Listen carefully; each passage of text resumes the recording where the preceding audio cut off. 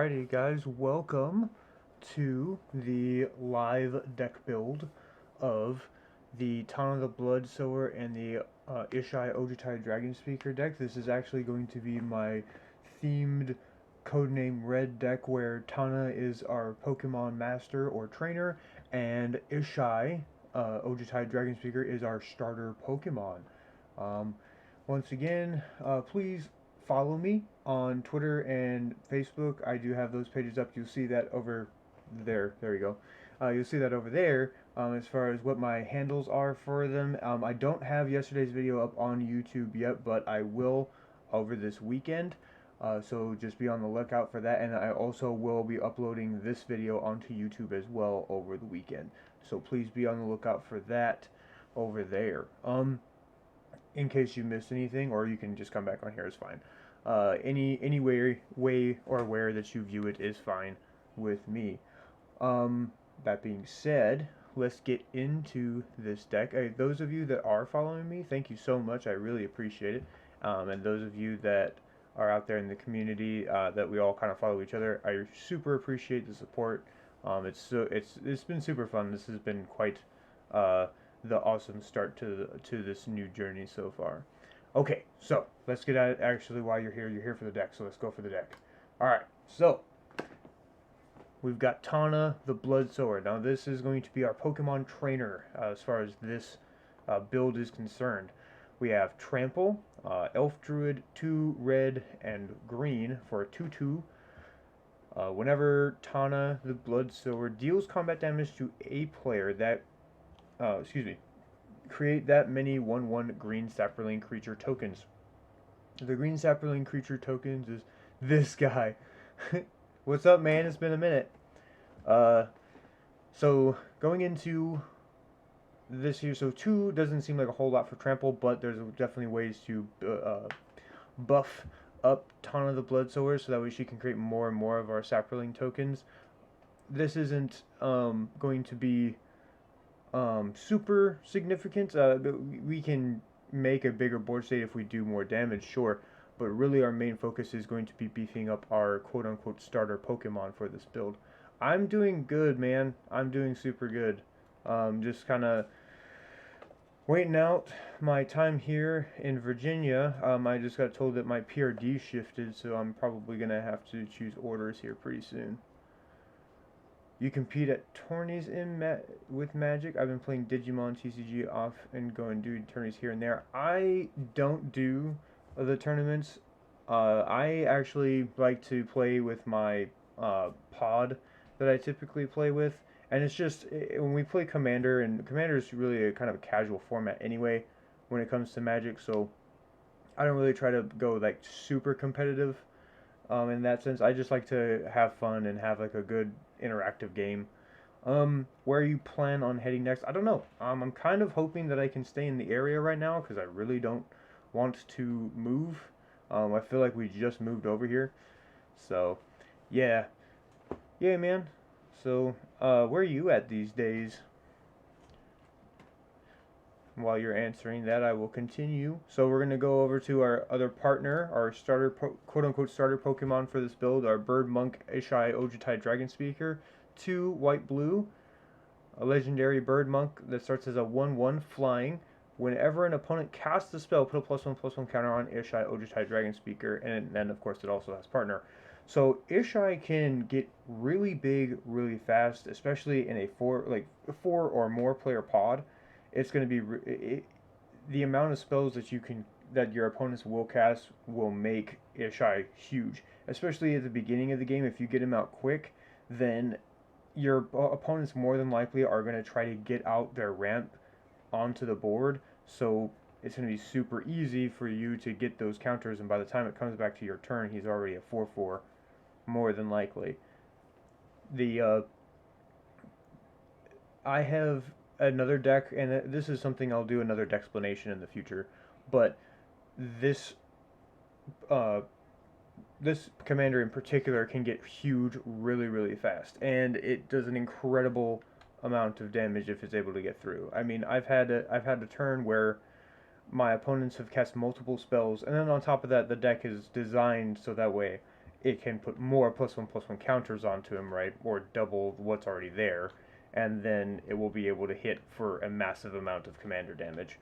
All you need is 21, and it doesn't matter what their life total is. So definitely want to make him big and smash through. That is a path to victory, as it were.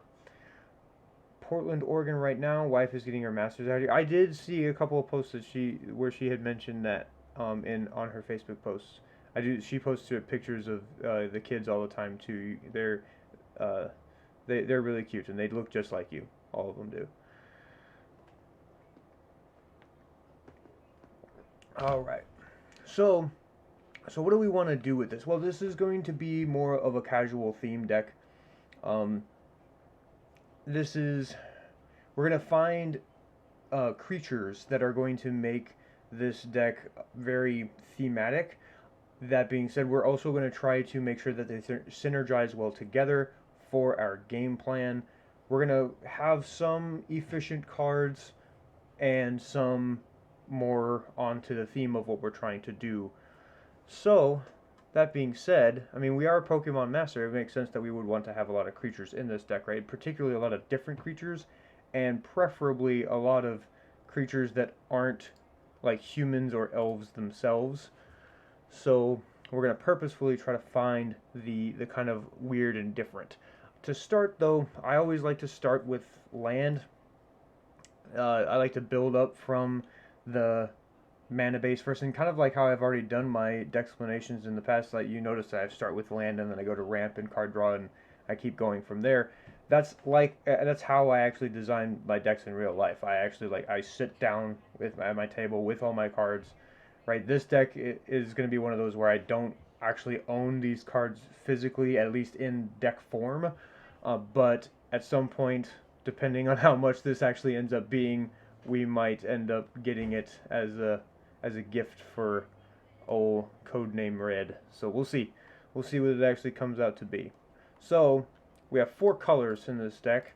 We've got to make sure that we have lands that hit all of our colors. So the first thing that we need to do, of course, is get a command tower. Because command tower will be able to hit all of our colors because having 2 commanders, we have access to 4 colors in our commander's color identity. Super easy. Next thing, we're a 4-color deck. We need Exotic Orchard. Because Exotic Orchard can tap for mana that an opponent's land can produce, and since we are 4 out of the 5 colors, it's gonna have, more than likely gonna have a color that we need. And then let's do let's see what else we can do with this. Let's go with type, land, produces any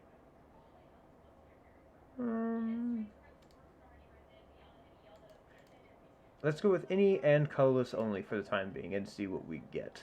Alright, so yeah, Aether Hub doesn't. We're not doing allies. Archaeological Dig. We can sacrifice it. We're not really using a land deck. Cavernous Souls. Cavernous Souls would be great if we were doing a tribal deck, but we're not.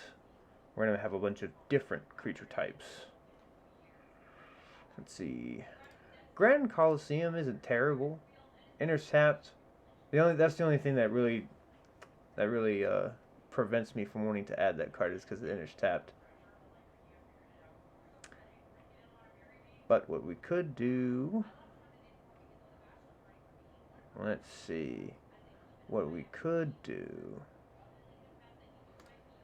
Spire of Industry, no. Unclaimed Territory, no.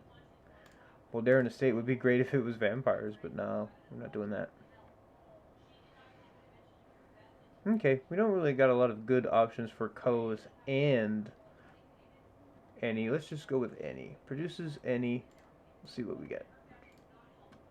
Okay, Ancient Ziggurat, again, great for a tribal deck. City of Brass. City of Brass is a good card, but it is an expensive card.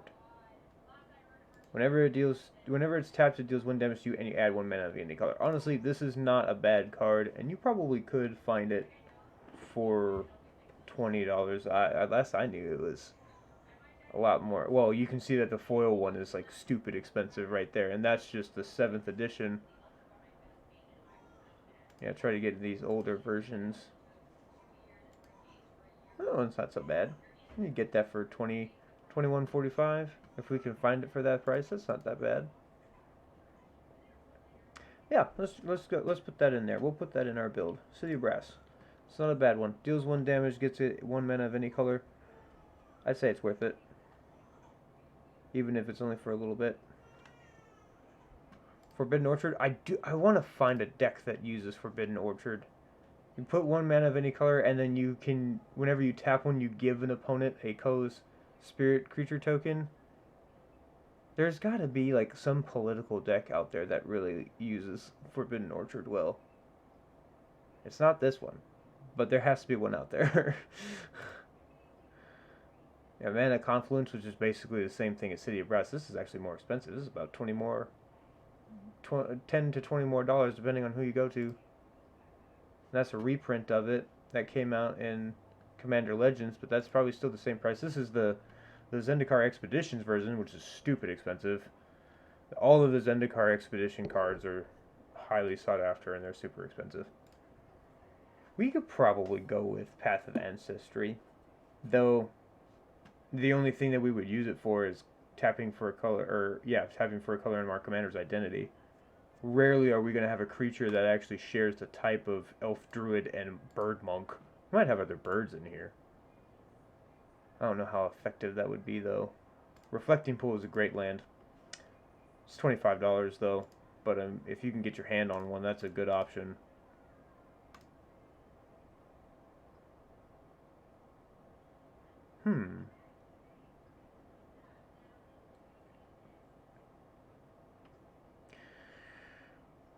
Yeah, I think for our colors here, I think this might be okay. For our colors here, this might be alright. We can probably get away with these 3 that tap for all of our colors. And then what we can do is we'll get the dual lands in here. Are you winning, son? I am. I mean, we just started. I mean, we just started, so like we're on 3 lands so far. It's gonna be a minute. So like deck building is something that you gotta think like it takes a while to really get down what, like once you have a system, it's easy to do when you're by yourself. But I will say this much, like explaining it out loud, even to myself, like it takes a while to put all these cards together, especially you're gonna build a 100-card deck and make sure that it functions properly. Your version 1 is also almost never the deck that you end up playing the most. You're going to have a version 1 of a deck that you make, and you're going to, as soon as you play it, like the first 2 or 3 times, you're going to look at the cards like, hey, alright, this one is not that good. This one, like, it's really cool, fun to play, but it just didn't really go anywhere when I tried to use it. I can't tell you how many times I have tinkered with my decks over time and really gotten them to the point to where they're very good at what they do. Like my Sliver deck, I have had that deck. That deck is the 3rd deck I ever built, and that deck looks vastly different than when I first put it together. When I first put it together, my Sliver deck was a Sliver Hive Lord, and what it would do, I would purposefully find a way around the legendary rule, and I would make copies of it. And then I had other slivers in there just to give it extra abilities. Now, the Sliver deck, it actually has very, very specific slivers that it tries to get to every single time, and it's very efficient at what it does. So, it's, yeah, like these, but then again, like the Sephiroth one that I did the other day, that one, that's its version 2.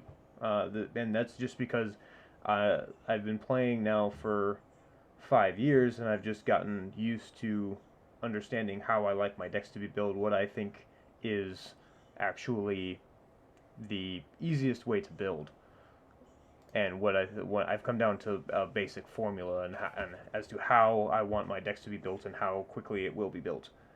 So let's see.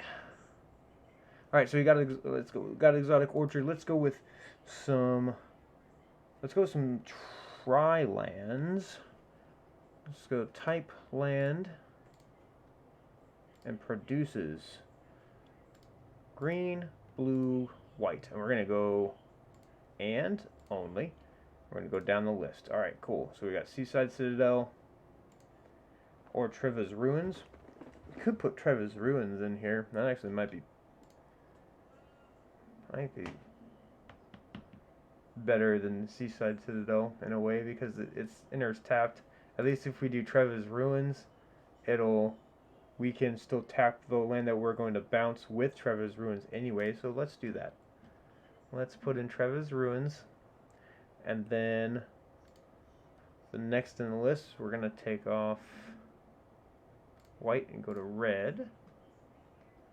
And the options that we got are Katria Triome and Frontier Biovac. We're gonna go with the Triome. Triomes are so good. Triomes are the bee's knees because they're too durable. I love this particular version too, but that one is it's actually not more expensive than I thought it would be, given that's the regular one, not the foil one. But yeah, let's go with Katria Triome because of the fact that we can get it. And then let's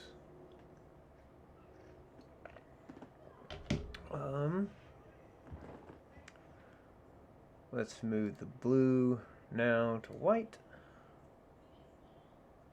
And our options are Jungle Shrine and Rith's Grove. Let's go with Rith's Grove for now. Then let's move the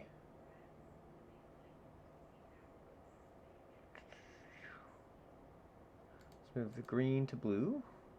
We got Mystic Monastery and Rogren Triome. We're going to do Rogren Triome. 1, 2, 3, 4. That should be about right. I think that's right because we got everything but white. All of our colors but white, all of our colors but green, all of our colors but blue, all of our colors but red. So that would make sense. We have our thing there.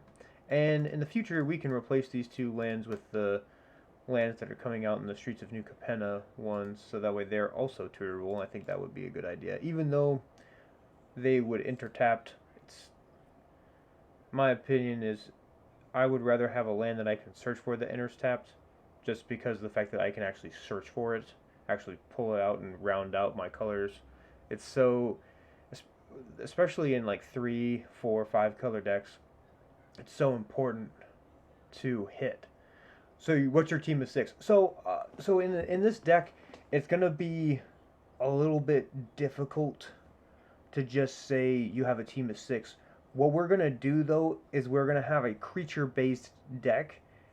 Being that we have a library anyway, you're gonna have access to a lot of Pokemon. Let's just say that you have access to your computer at the same time you have access to your main 6. But we will get to that. I've done a little bit of research as to what can count as some of our more classic Pokemon that we can put in here.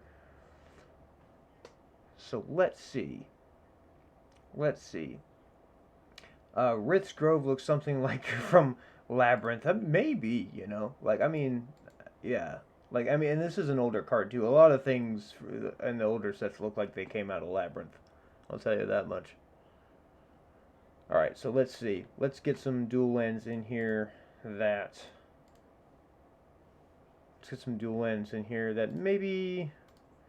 We can go with the efficient ones, or we can go with the budget ones. The budget ones are kind of more fun, but they will also all enter tapped. But we have ways around. Yeah, you know what? That's what we'll do. We're going to go with a more budget route, and we will have ways to untap those lands. Since we're in 4 colors, we're going to have the access to do stuff like that. So, as long as we have a Charizard and a Starmie. So I do have a choice Charizard. I'm not sure if I have a choice Starmie, but I know why you want your, because Starmie's your new Waggles. I know that. So I don't know what. I mean, there are starfish in Magic. You know what? Let's do that right now since we're here. Starfish. So we got sigiled starfish, sinister starfish, which is outside of our colors, so we can't really use the sinister starfish. And we have spiny starfish. This is an old card. Regenerate. Okay. So 1 blue, we can regenerate. And at the end of any turn which spiny starfish is regenerated, put a starfish token into play. For each time it regenerated that turn, treat these tokens as 0/1 blue creatures. You know what? I bet they didn't even print starfish tokens at this time when this card came out. I bet that they don't even have that. That's a little bit clearer picture. Yeah, I bet. Let's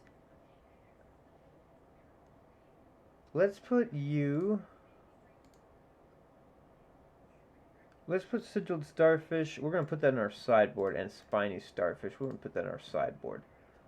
That way we have our options there for Starmie. That's goes with the spamming of recover I had to do. Well, there we go. That's our choice. Then we got spiny starfish is the one. That's the one. So for Charizard, which one was it that I had? It's a card that I actually do have physically. Okay. I'm probably gonna have to just dragon. Color is red, obviously. Only. I'm pretty sure it's 6 mana to cast. It's like 6 or 7 mana to cast.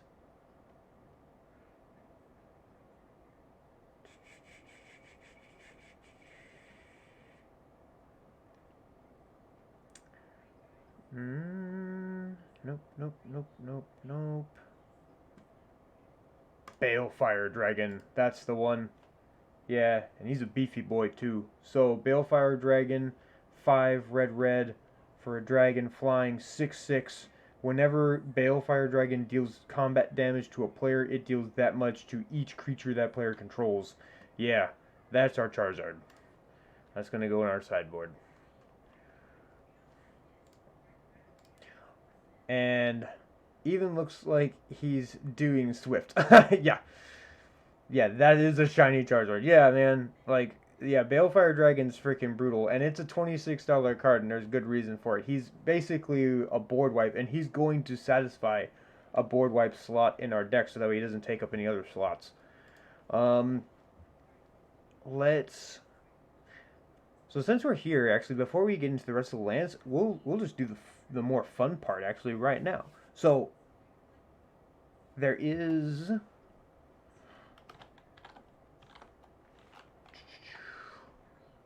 Turtle, type, artifact, and creature. Kappa Cannoneer. If that's not freaking Blastoise, like, I don't know what card in Magic is. So, we're putting Kappa Cannon in here. Cannoneer.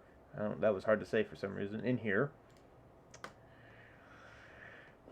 And then, we are going to put another card in here that's actually pretty expensive. But it makes sense for what he is. It is... Whoa, wow, I'm blanking on his name right now. I can picture him in my head. His nickname is the Hoof Monster. Craterhoof, that's what it is. Craterhoof Behemoth. Yeah, that is our Venusaur. Haste, 5/5. When it enters the battlefield, creatures you control gain trample and +X/+X until end of turn, where X is the number of creatures you control. The Hoof Monster is typically a game ender. In fact, I have Mega Blastoise, right? For Kappa Cannoneer. For Craterhoof Behemoth, That's going to be our Venusaur. And typically, Craterhoof is known for being a game ender. Yes, that is a sick Venusaur. Yes, and there is a reason why that is a $40 card. Because it is known to be a game ender. And in fact, I have another deck, that's my green-white deck, that uses Craterhoof as one of its win conditions, basically. It's like, as soon as I'm able to drop the Craterhoof Behemoth, all of my creatures are so massive that my opponent can't, there's no way that they can get around the trample that's about to happen to them. Since you don't really know what trample is, in combat for Magic, trample means that whatever damage that is dealt to a creature that blocks the attacking creature, your opponent will still take the difference as damage. It's kind of like in Yu-Gi-Oh! How it worded as you take difference in battle damage. That's basically what trample is. So, except that you're, as opposed to, the extra zeros that you had in Yu-Gi-Oh! You just have, the double or single digits that you do here. But yeah, that's basically what trample is, and your creatures can, depending on how many creatures you have, your Craterhoof can make your creatures massive. I have had games before where Craterhoof has done like +16/+16 to all of my creatures, and I was very easily able to take out the rest of the table because they weren't able to respond to Craterhoof. And haste makes that even better because that means Craterhoof can also attack. Haste is a keyword in Magic that means that it gets around summoning sickness. It means that it can attack that turn. Whereas normally when you cast a creature, it is called subject to summoning sickness, and therefore it cannot attack that turn, or it cannot activate an ability that forces that creature to tap that turn.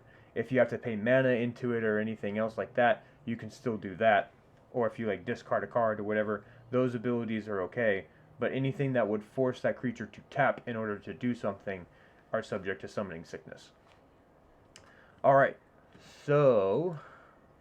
Oh, and you're going to like this one. So, because I did a little bit, I cheated a little bit. I did a little bit of research ahead of time for this particular creature that's going to be in this deck. Now, if I can... I am a very, like, picture-oriented person, so, like, sometimes names escape me, but I know what things look like. Which is weird, because I'm like that with a lot of things, but except for, like, going through, like, streets. Like, for some reason, I remember street names and street signs. I'm very much, like, I like to look at grids, and that's how I get, like, that's why GPS is fantastic for me. I'm very good with looking at stuff like that, but...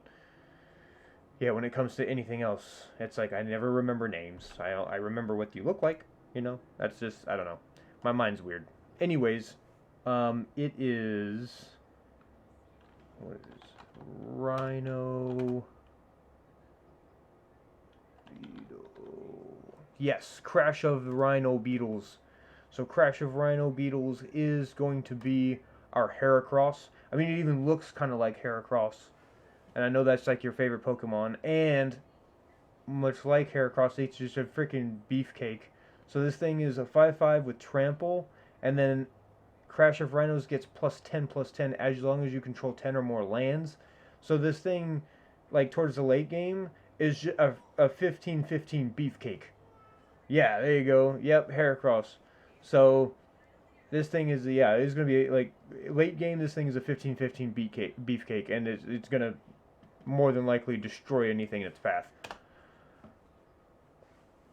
So, we've got a good suite there. For the time being, I guess we can go back to the lands and get that figured out. And, oh yeah, that's right, we're going to do the budget lands. So, first what we need to do, we're probably going to have to go with a...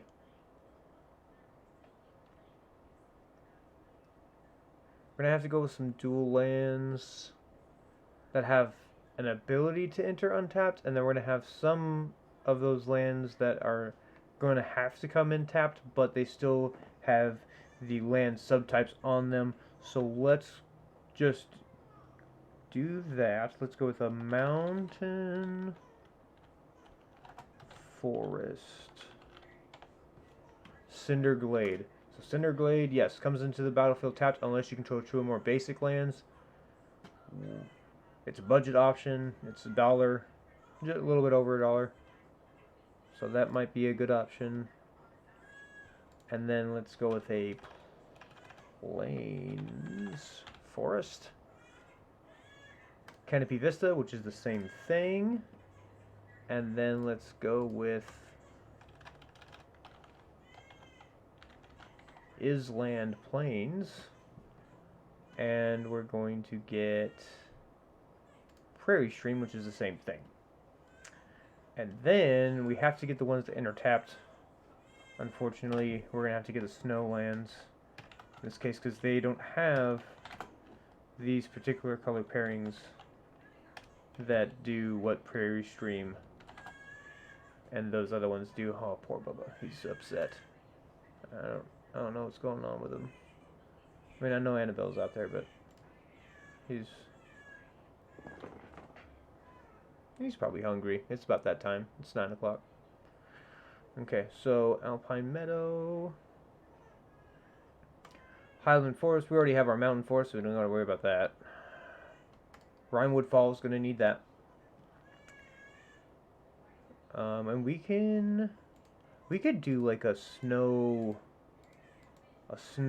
like sub-theme, maybe. If there's enough support for it.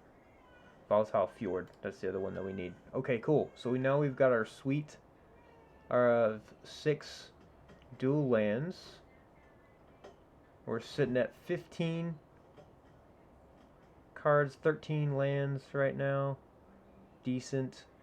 So we've got 3 all-color, 4 tricolor, 6 of our dual lands. Now let's get some fetches in here. We're going to need fetches. So, and we're going to go with the budget fetches. Like, so I think it's Floodplain is one of them. Yep, Floodplain. All. And multiple printings of them. Yep, so Floodplain. Inner's tapped, right, but we still can untap it to, or when it's untapped, we can tap it and then sacrifice to search for a plains or an island card. And that's why having these is so important, so that way we can really have access to as many of these lands as possible. Even if they inner-tapped, it still sets us up for the next turn. So Floodplain. What's another one? Grasslands is another one that does that. Okay. Grasslands. What's another one? There's a green-red one. It's like Mountain Valley or something like that. Yeah, Mountain Valley. I'm getting good at some of these names. Sometimes I remember things. That one's, I don't like that picture, how it's blurry. But I mean, whatever. I'll take what I can get. And it's not like any version of this is that expensive anyway. So sometimes you'll see stuff like this. And like the restored, and even that image is kind of blurry. But there are some of these cards in here that are actually the digital versions, because there's the ones that you'll actually see on like MTG Arena. So do be mindful of that. That's why some of these will look kind of wonky. But yeah, most of the time it's going to be one of those. So let's go, we'll put Mountain Valley in here. So now we got 3 slow fetches, as they're called. And then let's go with some panoramas, because we do care about our basics a little bit, because we want to have 2 or more basics, so that way these guys can come in untapped. We want to be able to hit them consistently. So let's go with, let's see, Panorama. So we got Bant Panorama, perfect. Forest, Plains, or Island, right? Cool. Naya Panorama, right? These ones, let's see, this one has a swamp. Now me, and maybe this is just me personally, because I'm weird like that, I don't like putting lands that search for lands that you cannot find in a deck.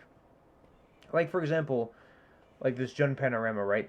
Jund Panorama can search for a mountain or forest in this deck, but it can't search for a swamp. And Grixis Panorama can search for an island or a mountain, but it can't search for a swamp.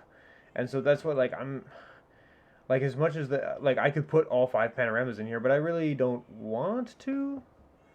If I can find some other way to satisfy that, which actually, now that I think about it, there is, except it's not a panorama. It is Croissant Verge, which is actually a little bit better, in my opinion.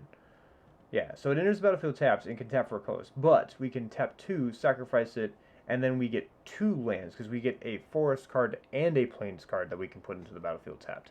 That's a better option, and it's not an expensive card. It's 50 cents. This has been reprinted several times, so we can do that. And that's a pretty decent suite of fetch lands that we've got there.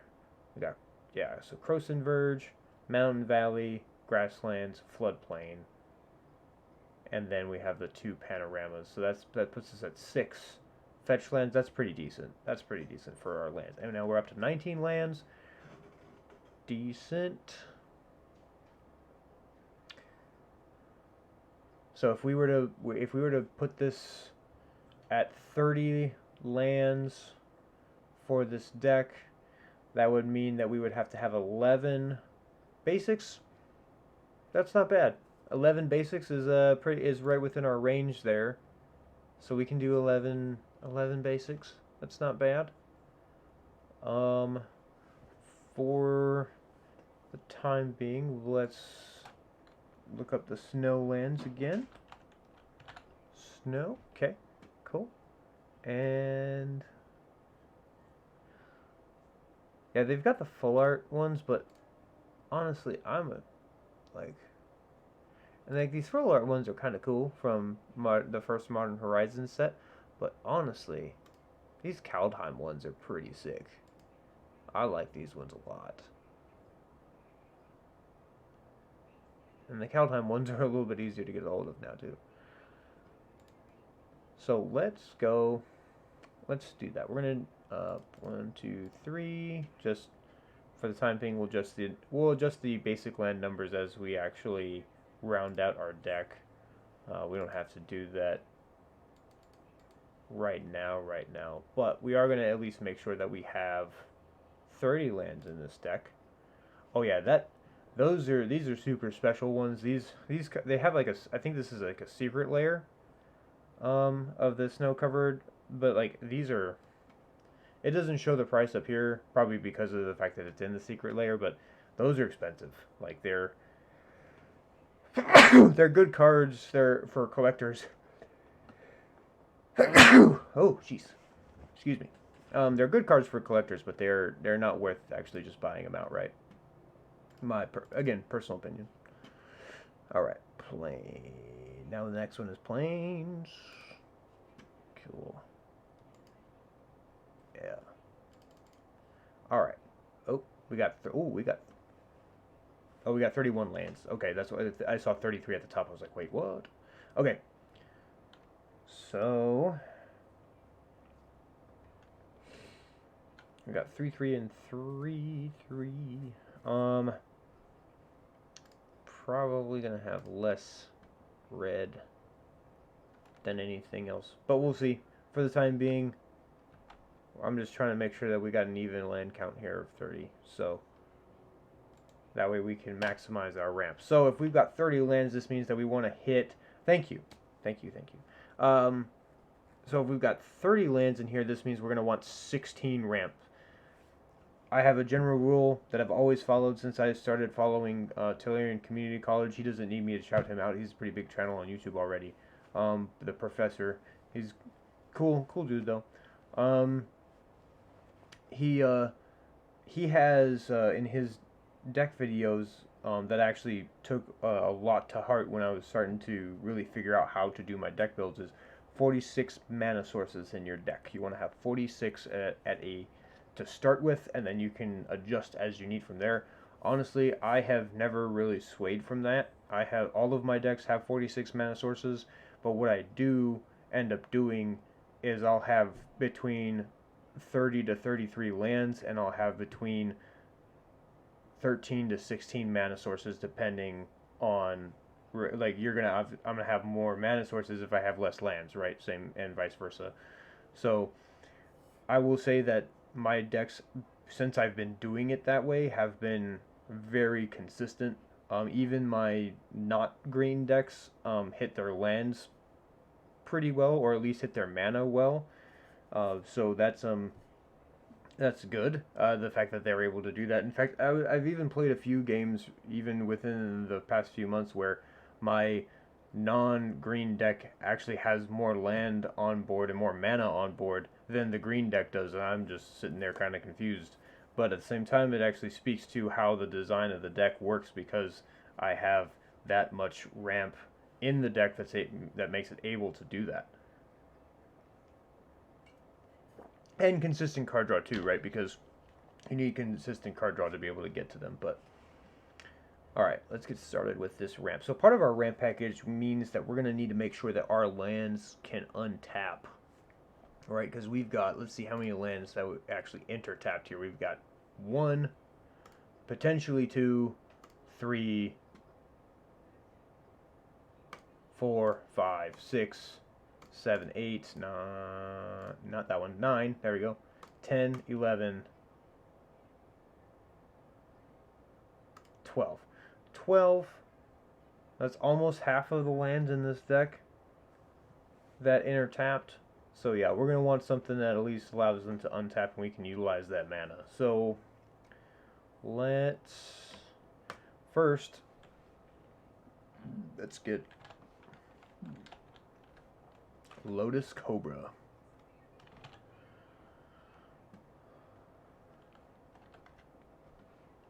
Lotus Cobra is a fantastic card, and it's not that expensive. $350? It might be closer to 4, but still, fantastic card. So, we like Lotus Cobra because whenever a land enters the battlefield under your control, you can add 1 mana of any color to your mana pool, which means that if we have a land that enters taps, we still get a mana, so we can use that mana that turn. Again, this comes making sure that we sequence our plays properly, but Lotus Cobra is going to be like our Ekans, I guess, for our build.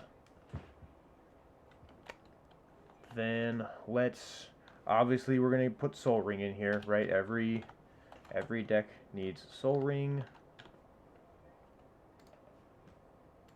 And every deck needs Arcane Signet.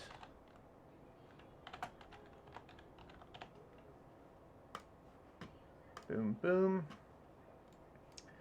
Done. Oh yeah, and we're going to organize type detailed, so that way we don't lose track here. Okay. So, I guess now the question is, well, we are more creature-based. I was going to say the question is, do we go more artifact-based ramp or do we more creature-based ramp? I think where we go is we can go more creature-based ramp, but we are still going to throw some other forms of ramp in there, particularly things that search for our lands, so we consistently can hit our lands that we're searching for every time. Actually, that's actually better. I think we have like a little bit of everything. We have access to most of it, so we should just do a little bit of everything. So let's do Farseek. Farseek gets us pretty much you can look for any type of land that isn't a forest, even though as long as it has one of those types in it, you'll get a forest. So like Farseek can look for every one of these lands that have the subtype, because they all have at least one of the other types in it. And then if we really wanted to, we could get one of these basics. But yeah, so Farseek's brilliant. We're going to put that in there because it can literally search for any of our lands with the subtypes. Now, we can put in a Nature's Lore.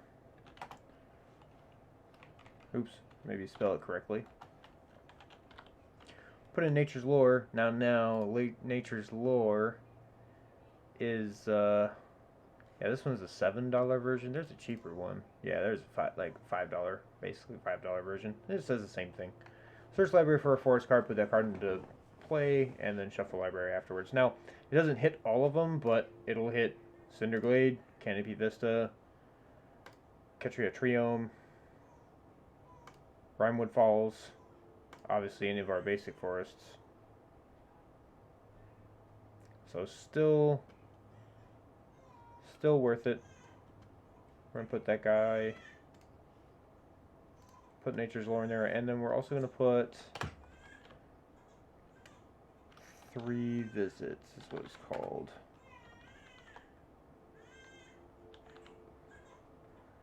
Three visits, boom. Yep, $4 card. That does basically another functional copy of 3 visits. Now, it's important to understand that we want, in order to make our decks very consistent, we want the multiple cards that do similar things, so that way we can hit our lands or ramp or whatever it is that we're trying to make consistent. We can hit it that consistently, right? The thing about Commander, though, is that it is a singleton format, and by singleton I do mean that you can only have one copy of a card that has that name in the entire deck, with the exception of basic lands. So that's why having that redundancy is that much more important. And even if you do have some sort of redundancy, more than likely there is a slight difference to that card. Nature's Lore and 3 visits are one of those exceptions where they are literally the same thing except they have a different name. So, want to take advantage of that as much as possible. Alright, so far we've got 1, 2, 3, 4, 5, 6 ramp. We need another 10. So, let's see what's out there. We've got untap land, and we don't want it to be a land itself, so we're gonna look for type, artifact, creature, or, right, put the or in there, so that way, because then we'll not have anything show up, because I don't think there is anything in Magic that is a creature, artifact, and enchantment all at the same time. So actually we can just toggle this off. Yeah, there is nothing that is all of those at the same time. So, or, oh, poor Bubba. Bubba, you just need to go to sleep. Bubba just needs to go to sleep. Alright, so, okay, we've got Sculptor of Winter, but it only untaps Snowlands. I'm not sure if that's worth it. We do have a lot of Snowlands in here, though. But I don't know if that's actually worth it. Let's see, we got 9, 11... That'll be 12, 13,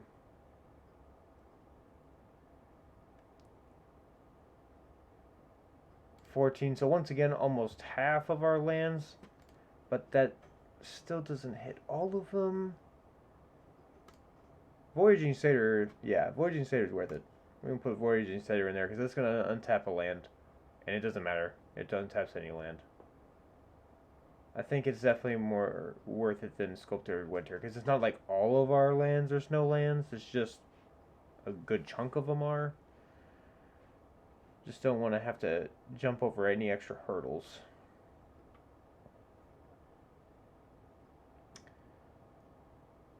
Sword of Feast and Famine will untap some lands. Let me tell you what, that is a $65 card. That's ridiculous.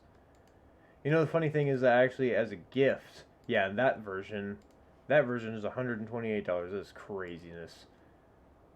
That one doesn't even show up, but I bet that one's over $200 because of this particular version. So the one I got one for Annabelle a couple years back for her Kalia deck, and when I got it, I got it for a deal on eBay for like, I think it was $40. And it was crazy that I even got it for that amount. And the fact that now, like, this is the reprinted one from Double Masters, and it's $67. That's just insane. And this is the original version for $65. Like, that's just, oh my goodness, that is insane. Okay,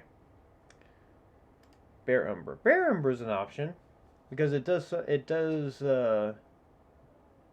something like Sword of Feast and Famine, except that it's, you know, not $65, it's 10.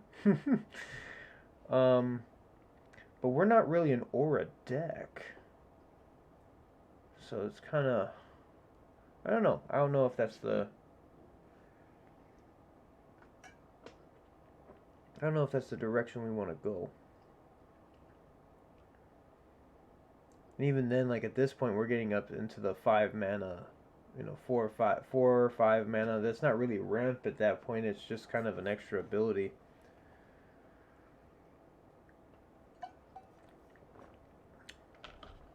Say what we do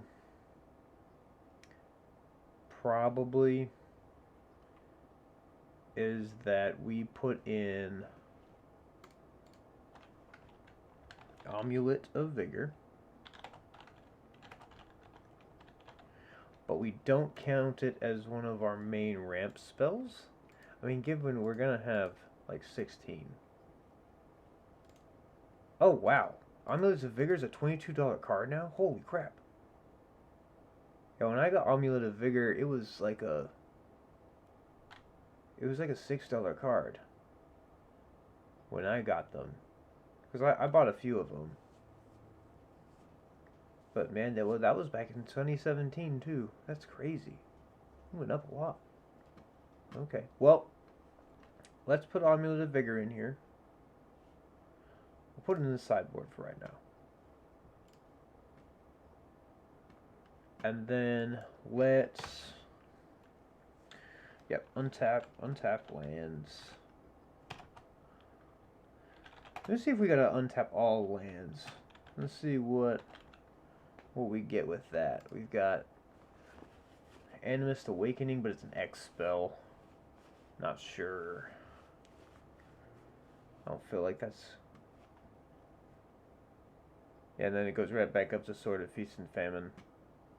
I have Awakening, but Awakening does that for everybody, so we don't want to do that. That gives our opponents a significant advantage if they can untap all their creatures and lands on each player's upkeep. Especially if we're a creature-based deck, we're trying to get the hits in. Bear Umbra might be okay. Wilderness Reclamation. It's just that in this particular case, they wouldn't be ramp spells. They would just be extra.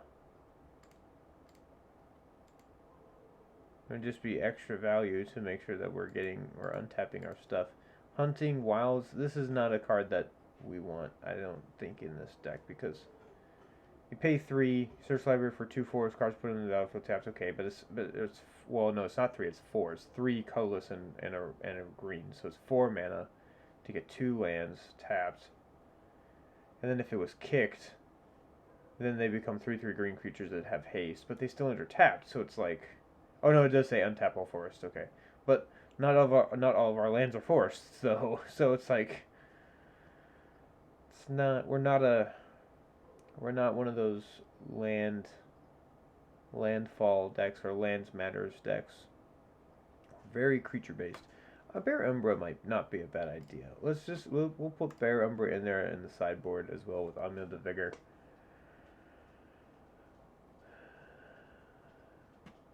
And then, well, we got basics. We got a lot of basics. So let's go with Cultivate.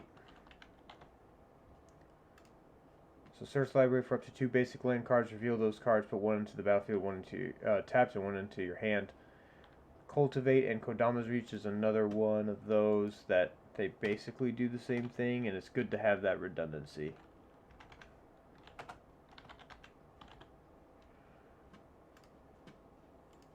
And another thing that we're going to do is we're going to put in Chromatic Lantern. Yep, Chromatic Lantern.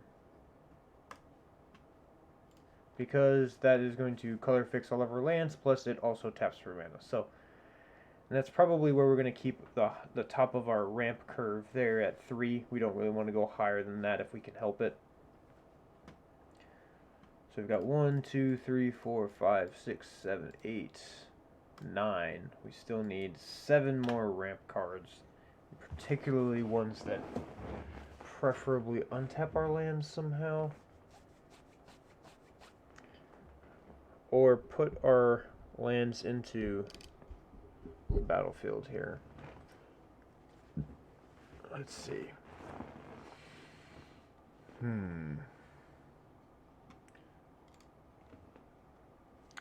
Let's do...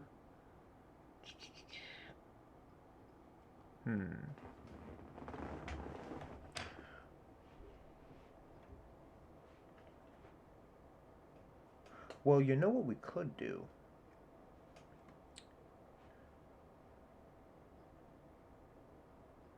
What we could do is we could do something like Cryptolithrite. And while Cryptolithrite in itself I wouldn't count as a ramp spell, it's an enchantment that lets our creatures have add 1 mana of any color to a mana pool. So it's like half of a ramp spell. If we already have the creatures on board, then they tap for mana. If not, then it doesn't really help us advance our board state until we get creatures. So there is that. But I think it's worth taking a look at. We'll put that on our sideboard for right now. What is this guy? This guy's kind of goofy looking. Cryptozoologist. If that isn't a Pokemon, I don't know what is.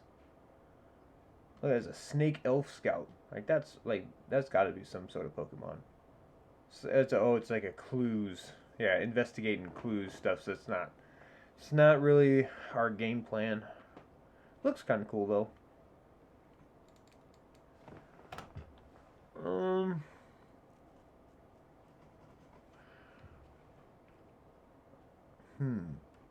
Well, I mean, I guess from here what we could just do is just creatures that try to tap for more than 1. Let's see, we've got, yeah, Ishai and Tana aren't really big, so a couple ones I'm thinking of don't really work that way, but what we could do is get one that produces green, or any type creature. Now, mind you that when they enter the battlefield, they're going to... They still have to take a turn for the creatures to tap for mana. So Birds of Paradise would be fantastic for this deck. It's $11 for this particular one. 13 for that one. 13. 17. Oh my goodness. 14. So we're looking... The cheapest version that we can get is probably like $11. I'm going to put that in there though because of the fact that it can tap for any color. Kind of want that for 1 mana. And it's a blocker. It's a flying blocker, if nothing else. It's not a bad option. So, okay.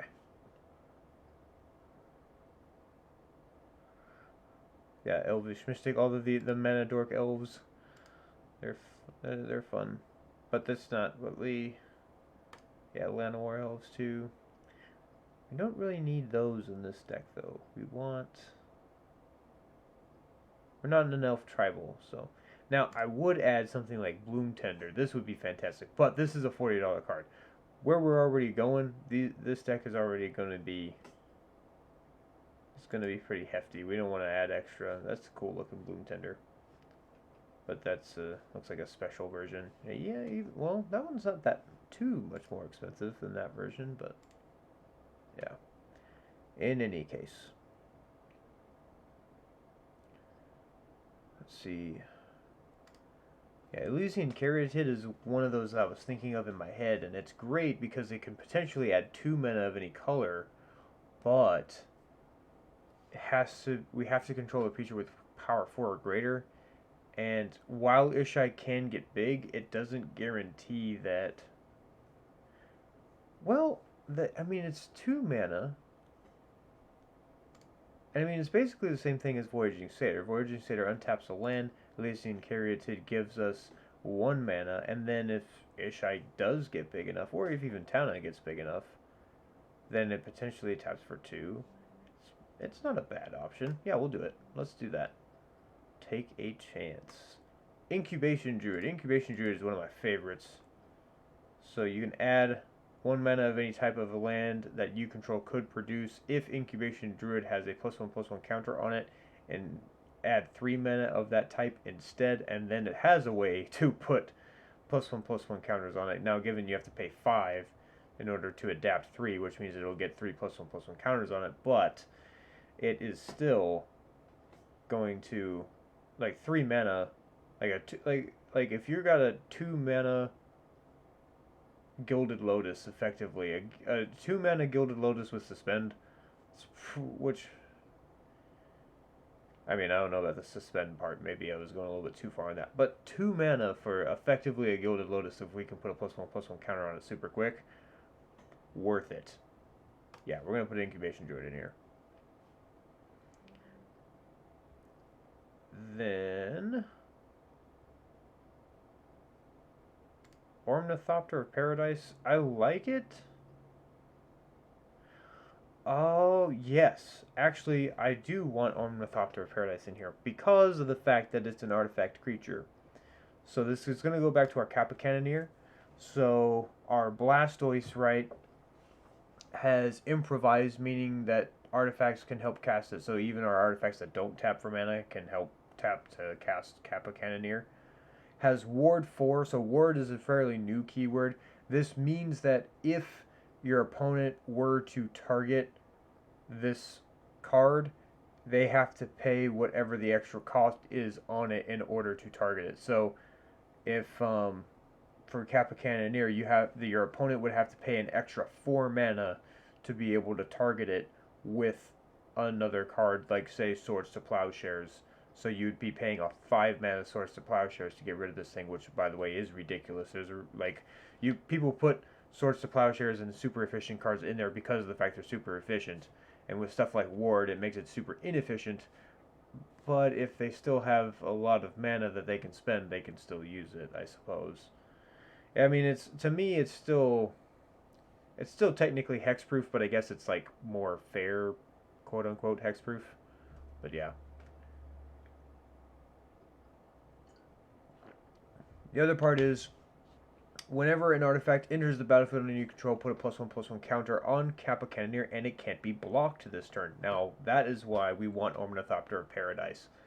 Because we want to be able to have other things in this deck that allow us to either blink the card, which means that we like exile it and then it comes right back into the battlefield, or that we bounce it back to our hand and then we can recast it.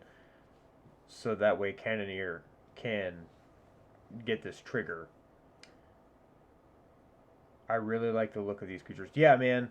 Yeah, like they're like, especially like Cap Cannoneer. He's definitely like that. I mean, they definitely made this card to be a Blastoise. They just needed to find a way to put it to put it in there somewhere. Thank you, thank you. I think so. I'm so far so good, but we will see whenever I collectively get the physical cards to put this deck together, how effective it actually is. I would say this deck is probably going to be more fun casual deck than it will be an actual like super hyper focused deck. But at the same time, like, I mean, we can put stuff in here that basically just pulls out your Venusaur and then you just smash face and then you just win, because that's usually what big stompy decks do anyways. They search for Crater Hoof and then they smash over the rest of the table. So, but we want to have other things in here that actually allow us to do what our other ones can do. So, like, even though we're not a Lands Matter deck, we want to be able to ramp very quickly. We want to ramp quickly anyway, but we want to be able to make sure that we hit that 10 or more lands pretty quickly for our Heracross, right? So the same thing goes for our Blastoise. We want to be able to maximize this part as much as possible, and also that it doesn't, not to that way we're like going all in on this one strategy, but we have options to benefit us and continue to get value even if we didn't have Kappa Cannoneer on the battlefield. And then Balefire Dragon, like I said, our Charizard is basically one of our board wipes that's going to be in this deck. I mean, there's no way around that. As long as he hits, that's all we need. So, let's see. Okay, so we've got one. So we're looking at 46 cards in the main deck right now, which means we have 2 cards we still need for our ramp package. So we got 1, 2, 3, 4, 5, 6, 7, 8, 9, 10, 11, 12, 13, 14. Yep. So we need 16 actual ramp spells. Is there another, perhaps, artifact creature that taps for mana that's worth it to put in here? Maybe that's the route we should go for these last couple, if we can get it. Let's see, produces any... Oh, okay. It's a little bit higher mana costed, but we can still make it work. So, Crystalline Crawler, 4 mana. You know, it's a little bit high for a mana ramp card, but Converge. Crystalline Crawler enters the battlefield with a +1/+1 counter for each color of mana spent to cast it. So we can potentially put 4 +1/+1 counters on it. It'll be a 5/5 if we were to get one of every color to pay for Crystalline Crawler. We can remove a counter and then add 1 mana of any color, and then we can tap 1 to put a counter back on. And that's actually kind of cool, because we can tap it, put a +1/+1 counter on Crystalline Crawler, and then we don't have to tap it to remove a +1/+1 counter. We can just remove it to add mana to our mana pool if we need to, or we can just put 1 on there, take 1 off immediately after tapping it, and then we just keep the rest of the counters on there as needed. Yeah. Yep. I like Crystalline Crawler, and it's an artifact. The only thing is that if we were to blink it, it would not come back with those +1/+1 counters, but maybe if we bounce it back to our hand, and then we recast it for 4, we can put it back onto the battlefield, getting those +1/+1 counters, and then that would trigger our Kappa Cannoneer. I think those are good options. I think that's a good option. Okay, so we need 1 more now. Cultivator's Caravan, I don't think that's worth it. Diamond Lion is not... We don't want to discard our hand to do that. There's decks that Diamond Lion is effective in. This is not one of them. Yeah, Mystic Skull's slow. And then it transforms and it fixes our land, but it doesn't... It's like half of Chromatic Lantern. I don't particularly care for that. Alloy Mirror. It's cute. Alloy Mirror is cute, but I don't think it's really what we need. Scuttlemutt. Yeah, again, it's like it's okay. It's just not what we need. And it's 3 mana. It's not very effective. It's not very not effective, but not efficient. That's what I was going for. Okay, let's look for another. Well, actually, this might be pretty solid. Well, we got 15. Maybe we just add that mountain back. We got 31 lands and we got 15 ramp. That's not bad. I think that's pretty decent.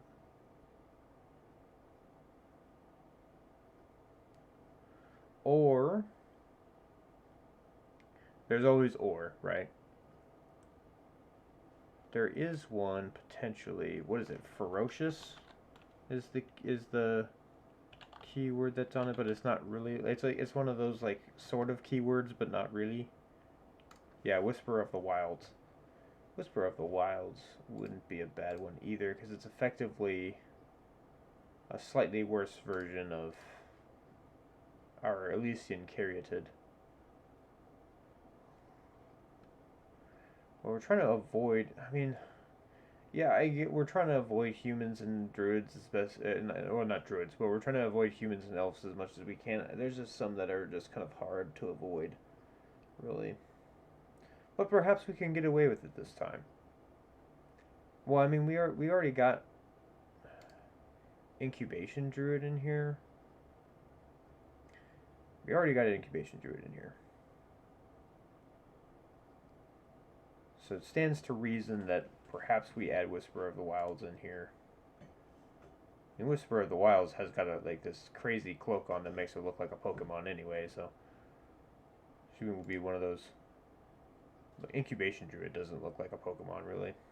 Looks like she's doing something to a Pokemon, but yeah, well, whatever. We'll put in Whisper of the Wilds. It's fine. Here we go. We got our 16 ramp spells. Alright. Now, let's move on to card draw. Card draw. For our cantrips, this will be pretty easy. We can do Opt. Super simple. Scry 1, draw a card for 1 blue mana.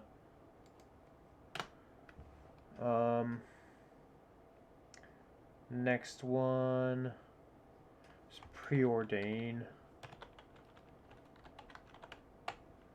Yeah, it's a sorcery, so we can't cast it at any time, but we scry 2 and then draw a card, so that's pretty decent.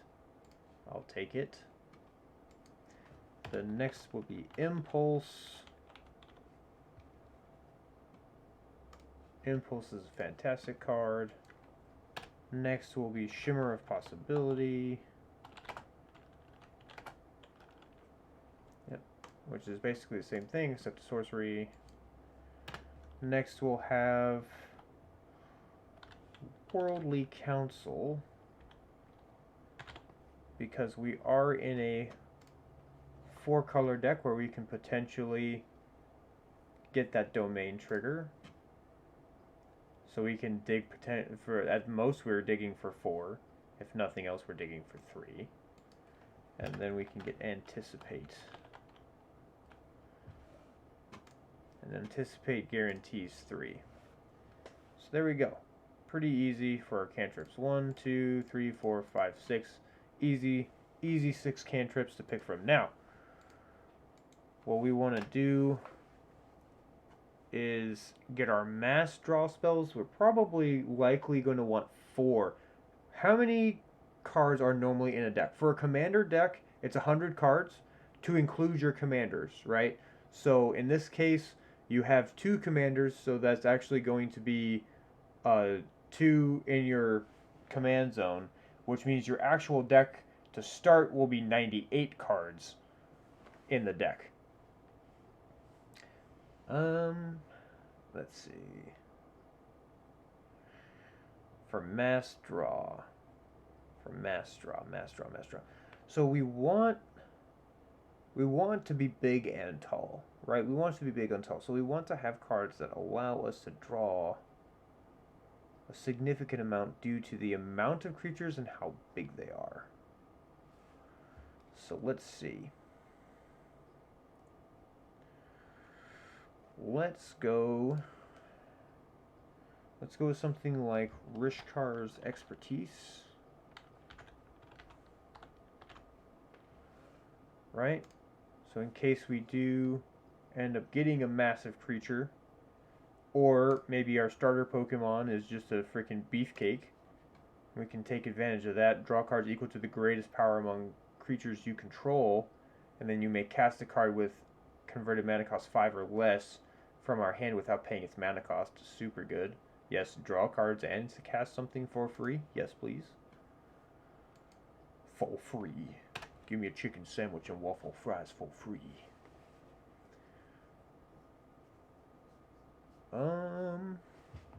Let's see. And then, let's go maybe Shamanic Revelation. Wouldn't be a bad one either.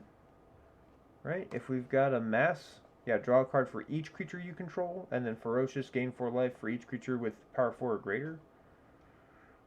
So that's just extra. I mean, really what we want is for the card draw, but then the Ferocious is extra icing on the cake.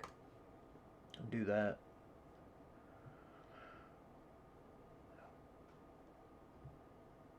And then let's get a couple mass draw that is creatures. That way we're actually going into our Pokemon theme a little bit here. For our mass draw, let's see, draw cards, multiple type, creature, color, white, blue, red, green, or colorless only. This is going to be probably going to want to start with Hydroid Craxus. Ooh, so I like Hydroid Craxus. I mean, look at that. That thing's a Pokemon. Hydroid Craxus. Let me see. What does it actually say here, though? Jellyfish Hydra Beast? Yeah, that's a Pokemon of some type. When you cast this spell, you gain half of X life and draw half of X cards rounded down each time.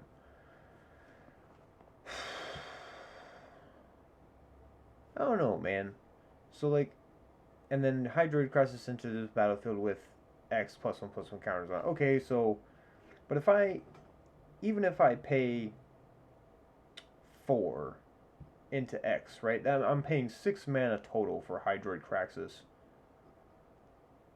I'm gonna get 2 life and draw 2 cards, and then it gets 4 +1/+1 counters on it. I don't feel like that's worth it, man. I think it's a cool card when we're gonna put that in our sideboard, but I just don't think it's worth it as an actual card draw spell in our deck.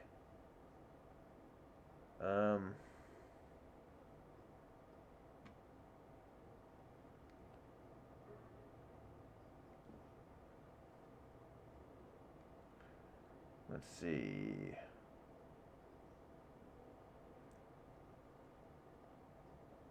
Lifeblood Hydra. This is another one that's like, it doesn't draw its cards immediately. It draws when it dies. We're not trying to sacrifice a creature. We're not like a graveyard shenanigans deck, so that's not really going to be useful for us.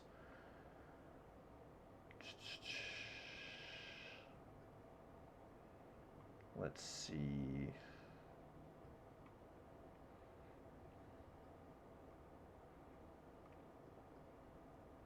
We got Illusory Ambusher. That's actually kind of cool. Illusory Ambusher actually could be decent. Though holding up 5 mana is not ideal. But, I mean, whenever it's dealt damage, you draw that many cards. So there's that. I mean, it's going to die immediately because it's only got 1 toughness. But if you were to throw it in the way of something, I don't think that's a good idea. I mean, I rarely ever want to hold up 5 mana going into an opponent's turn. Like, if you're holding up, like, 2 mana, they're suspicious anyway, because they think you got a counterspell, especially if you're in blue. If you're holding up 5 mana, like, they're going to be extra suspect. Arcanus the Omnipotent, a wizard. Tap it to draw 3 cards. I like Arcanus the Omnipotent. I want to have a deck that uses Arcanus, but that is a steep cost right there of 3 blue. Then again, we have Craterhoof Behemoth in this deck, so I mean, I don't know. Maybe I don't know what I'm talking about, but just feel like that's extra. Combustible Gearhulk. Combustible Gearhulk's probably one of my favorites. It's a construct. When it enters the battlefield, target opponent may have you draw 3 cards. If that player doesn't, you put the top 3 cards of your library into the graveyard, and then Combustible Gearhulk deals damage to that player equal to the total cost, converted mana cost of those cards. So, Combustible Gearhulk is one of my favorites, but that's part of the thing too, is that he's kind of... It's kind of like very, very chancy, right? You're like, you hope you don't hit any lands if they decide to have you mill, because then you're not going to do as much damage, not be very effective. Oh, you know what? Boom, here we go. Book Devourer. That's a Pokemon. Trample 4/5 for now it's 6, but I mean, hey, we're for a mass draw spell, it's not bad. Whenever it deals combat damage to a player, discard all cards in your hand, and if you draw that many cards. Draw that many cards, huh? I was kind of hoping that would be something else, but that's okay. We can probably find another... find something else.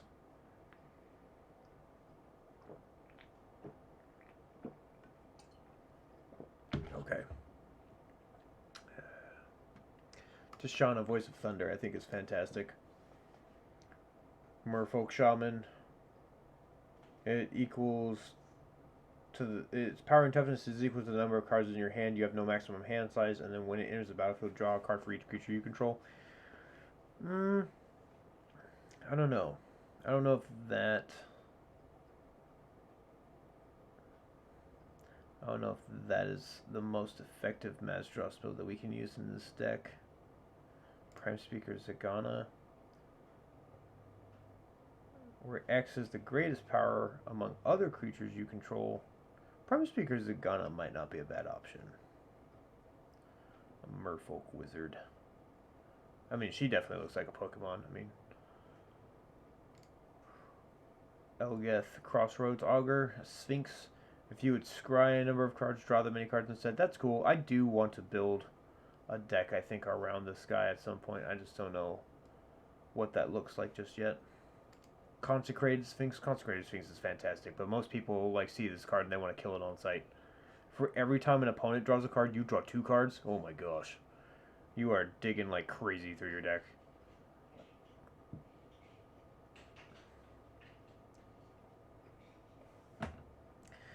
I think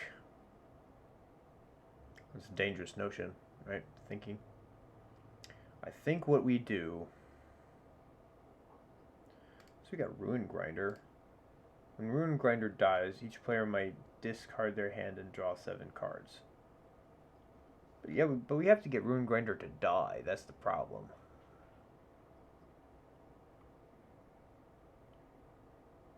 Ruin Grinder. It's not a bad option, though. It's not bad. It's just, I don't think it's as effective as I was hoping it would be. You know what? Here we go. Here's one I'm thinking of. It's a, I think it's called Dragon Mage. Yeah, Dragon Mage. Oh, it's been reprinted. It's not an expensive card, though. There we go. So Dragon Mage, Dragon Wizard. Oh, nice. Hey, thanks, Piney, for the raid. All right, awesome. Appreciate y'all jumping in. If you guys want to hang out, if you guys are interested in Magic, it's awesome. Oh, yeah, thank you for the follow. It's awesome. So yeah, I'm super into Magic. This is what this channel is for. Oh my goodness, we've got all kinds of things going on. Hey, thank you, Maestro. So right now what we're doing is a deck build for Codename Red. This is my deck that I'm trying to build in Magic as best as I can do for a theme that will fit like a Pokemon style. We've already kind of gone over some of the stuff that we've gone through. Right now we've got our ramp package together, we've got our land package together, and right now we're working through our card draw package. And I'm going to be adding Dragon Mage here as another mass draw spell, and I'll get to him in just a minute. But I wanted to show you guys kind of what we got so far. I'm doing great, Piney. I'm glad that your stream was going pretty well there. I love the Donkey Kong games. I remember playing them when I was a young lad, and I know, and Bo, my other brother, I think he's played through every Pokemon, or not Pokemon, he's played through every Donkey Kong game that exists, I'm pretty sure. So, yeah, I'm pretty sure, like, if you ask him, he's been through that level that you were having some trouble with earlier. Okay, so, let's see here. Okay, so, kind of like I was going over with Red earlier here. So, Kappa Cannoneer, definitely Blastoise. There's no mistaking that. He's our Blastoise. Balefire Dragon is going to be our Charizard. Craterhoof Behemoth is going to be our Venusaur, and probably one of the main win conditions of this deck because of the ability that it has. When it enters the battlefield, creatures you control gain trample and +X equal to the number of creatures in your control until end of turn. And it has haste, which means it doesn't deal with summoning sickness, so it comes in that turn and it's going to smash face. Then we have Crash of Rhino Beetles. That's going to be Heracross for Red, and I know that is Red's favorite Pokemon, and I feel like Crash of Rhino Beetles, 1, has the look of Heracross, and 2, is a freaking beefcake like Heracross is. Being that it's a 5/5 to start out with, and then as you control 10 or more lands, it gets +10/+10. So it's a 15/15 trample beefcake. It went super good. To be honest, I'm bad at most games, and it worked out well. Yeah, that's all right, man. I'm terrible at most games too. Is I having a card game gives you an extra element of chance, which I like, I enjoy. And actually, D&D is another one of those where there's another element of chance just because you have to roll dice, right? And as you try to do something, you roll dice, and more often than not, you roll a nat 1, and you just got to deal with the consequences. Okay, so going back here, Mass Draw spell, the one that we found, this is our third Mass Draw spell because our first ones were Shamanic Revelation, which cares about the number of creatures we control, Rishkar's Expertise, which cares about if we have a high power creature. I can understand that for sure, a little bit more control in your favor. Yeah, to an extent, right? I mean, there is strategy involved, but there is, again, there's always that element of chance, so... And Rishkar Expertise, again, we're getting back into it, draws equal to the greatest among creatures we control, and then we can cast a spell as long as it's converted mana cost 5 or less without paying its mana cost.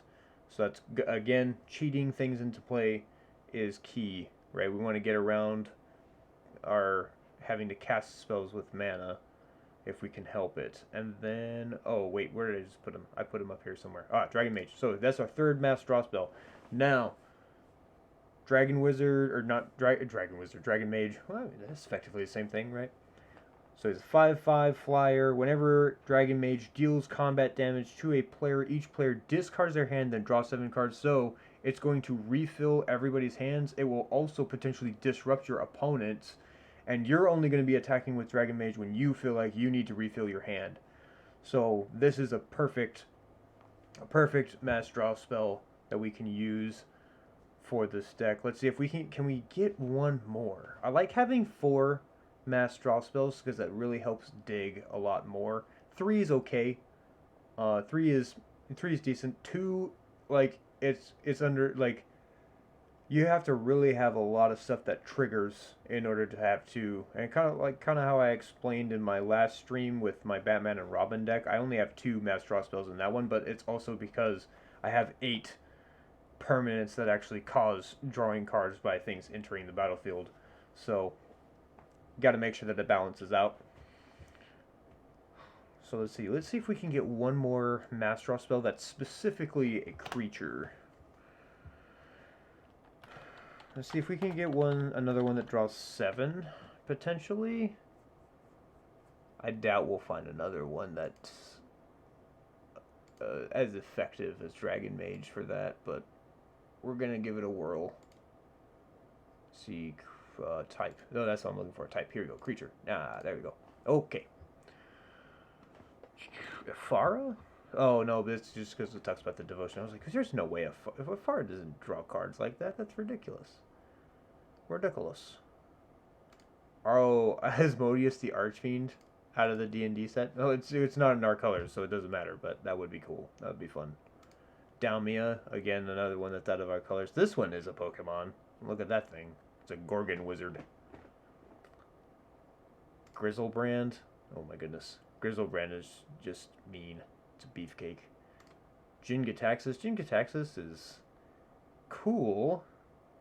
And it does kind of look like a Pokemon, but that's 10 mana. And we're not a graveyard deck. So, there's not a whole lot of ways to cheat stuff into play that isn't... I mean, not to say that there isn't any, but there's not a ton of ways that cheat things into play without it going to the graveyard. And that's just a lot of mana. Alright, let's see. Maybe draws cards? Maybe we have another wheel effect of some sort? I mean, we got Magus of the Wheel. We got Nin the Pain Artist. It's not really matching our theme, though. Deals damage to target creature, and then that creature's controller draws X cards, which, again, that's We're going to force our opponent potentially to draw cards if we're going to target that. We could target our own stuff, but that we don't really want to target our own stuff. Magus of the Wheel, we could sacrifice it, and then it does a wheel effect. It has everybody discard their hand and then draw 7 cards. Potential disruption, but I don't think that's what the... Right, we're trying to avoid having other humans and elves in here as much as possible. So, though we did kind of break that rule with our ramp, but that's understandable.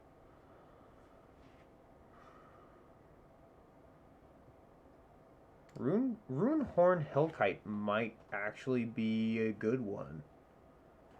Runehorn Hellkite might be the one, because we can have him as a big beefcake on the battlefield. Then if he dies at some point, we can exile him from our graveyard for 6. And then we effectively wheel. And it's a dragon. That might be what we do. Let's do what Sphinx of Enlightenment has. Sphinx of Enlightenment, when it enters the battlefield, target opponent draws a card, and you draw 3 cards. Okay. I mean, you still get the significant advantage. You draw 3 cards, but it's 6 mana for you only drawing 3 cards. I don't think I like that. Consecrated Sphinx. Consecrated Sphinx is good. Oh, Snake Leviathan. Wait, what does that say? Okay. Snake Leviathan. That's a Pokemon. Whenever an opponent draws a card except the first one they draw in each of their draw steps, create a 1/1 green snake token. Whenever Zyrus the Writhing Storm deals combat damage to a player, you and that player each draw that many cards. You know what? That's kind of goofy. I like that. And it's from Ikoria. Oh, that, yeah. So Ikoria is going to have a lot of creatures in it that look like Pokemon. I'll tell you what, we're going to get to that. So, yeah, I think this is going to be our other mass draw. I think that's a pretty decent option there. And it gives us tokens, right? More stuffs, right? We want to have little creatures on the battlefield so that way we can really take advantage of that, that mass draw for Shamanic Revelation. And have extra fodder in case we need to throw things in front of our opponents, big creatures. I like that. I like it a lot. Okay, so we've got our mass draw.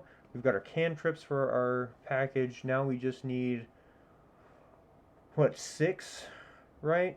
Because we've got 4 mass draw. We've got 6 cantrips.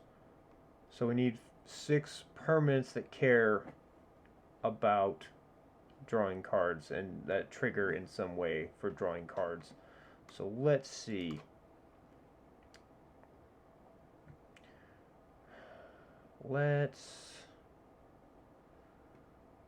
So for a deck like this, we want to be able...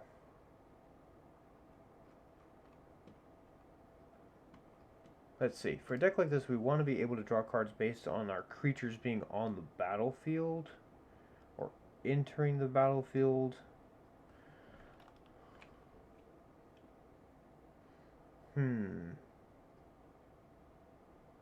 We want our creatures... Let's see.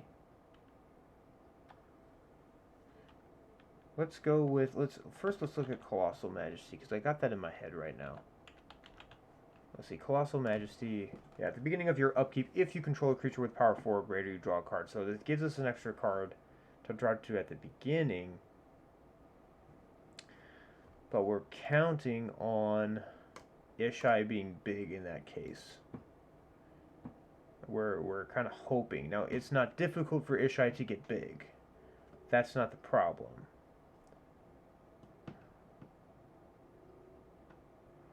Colossal Sky Turtle? That's fun. That's... Jeez. Return target. So this actually wants you to discard it rather than actually cast it to do something else, but it doesn't really draw us a card. It just... Okay. So Colossal Majesty. Let's put it in the sideboard for now. I don't... It's like, it's almost there. It's almost what we want.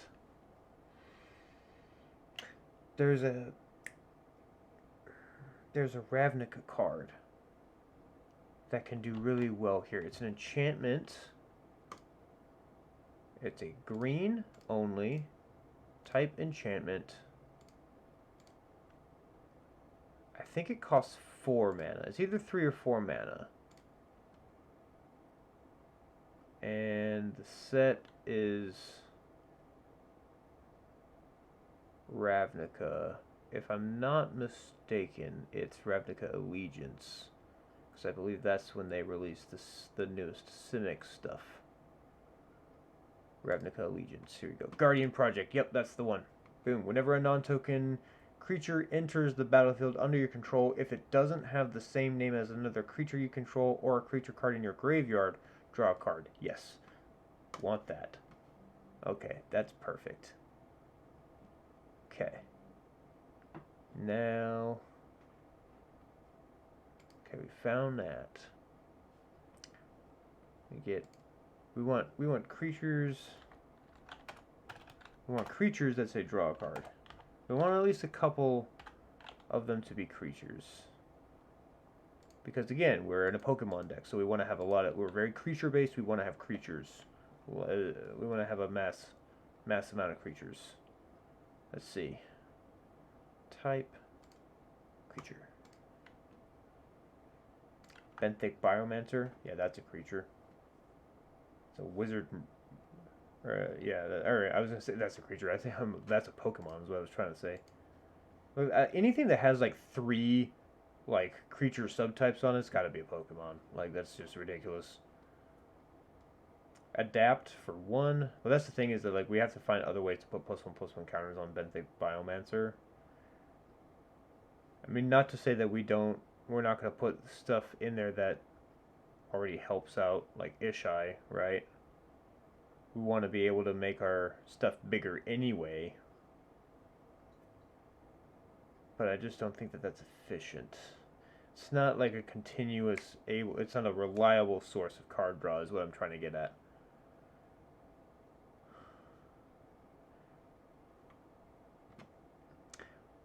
Maybe I should, yeah, white, blue, make sure that's not black. There you go. Okay.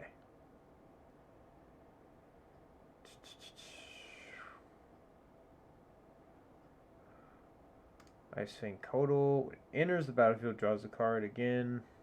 That's only when it enters, so that it's more like a cantrippy creature than it is.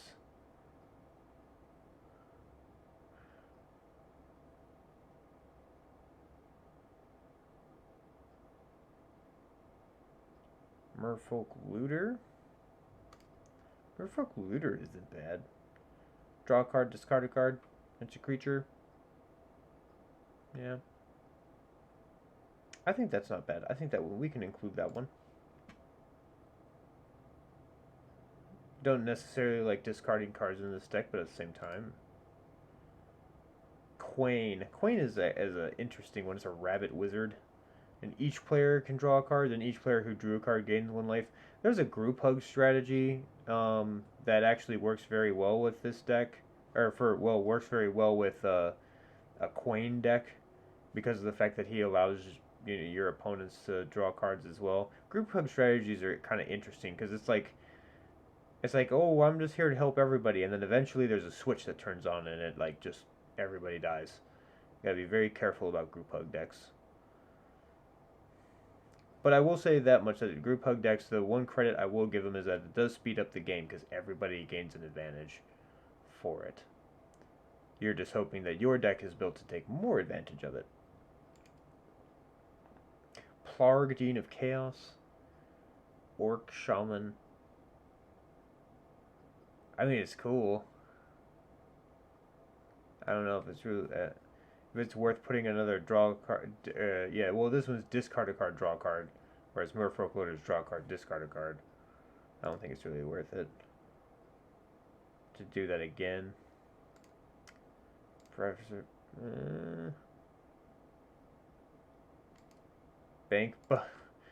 Reckoner Bankbuster. Reckoner Bankbuster is an awesome card. It is. It doesn't really have anything to do with Pokemon, though.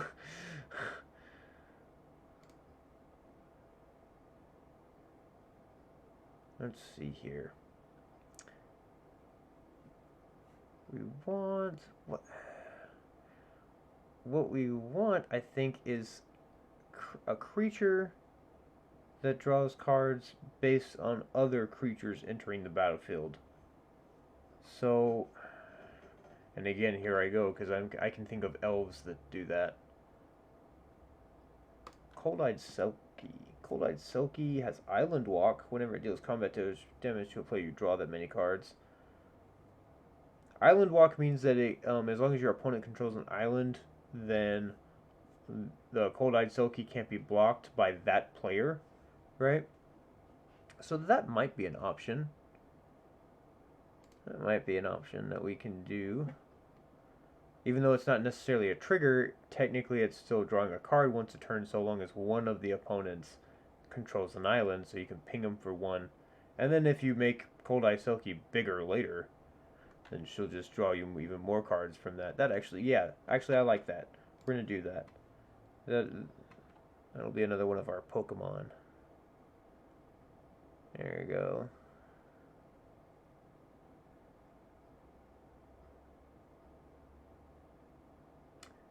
Howlhead Sliver.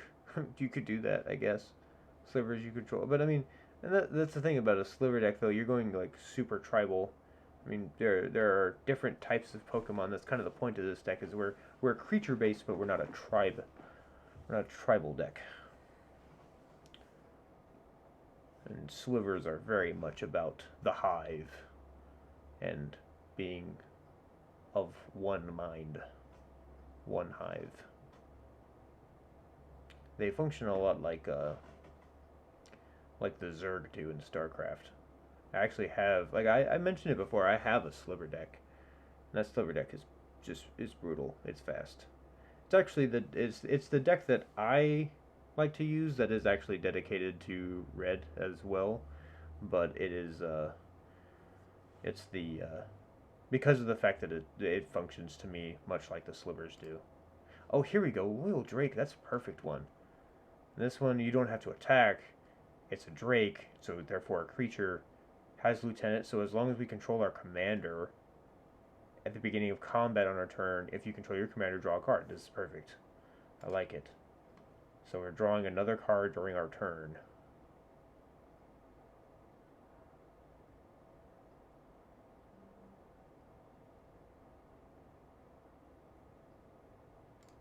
Oh!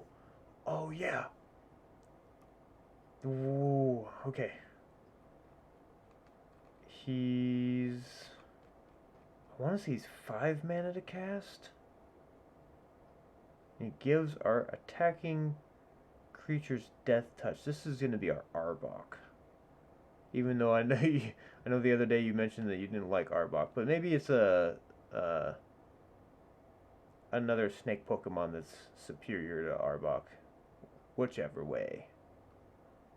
But this guy is definitely a snake. I just can't think of his name right now. That's the thing. Okay, Orin Frostfang. Yeah, that's the one. Attacking creatures you control have death touch, and whenever a creature you control deals combat damage to a player, redraw a card. Definitely putting that in there. Okay, so we've got one. Got two.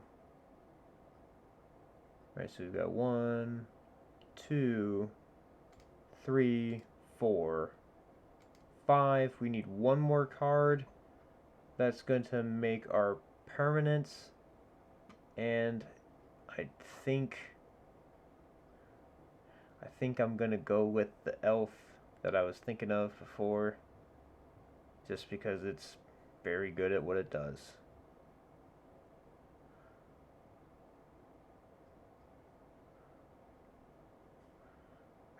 I could go for Garuk's pet. Well, no, because it's power 3 or greater. It has to be that, as opposed to just any creature.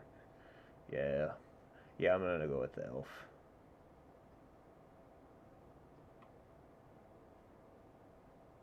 Wherever he's at. He's in here somewhere. I know who he is. Massive mirrors.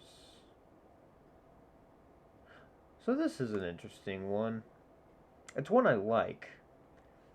So at the beginning of combat on your turn, you can put a +1/+1 counter on up to one target creature you control. Then if you control 3 or more creatures with different powers, draw a card. Now this is an interesting concept. I actually used this card in my Sliver deck.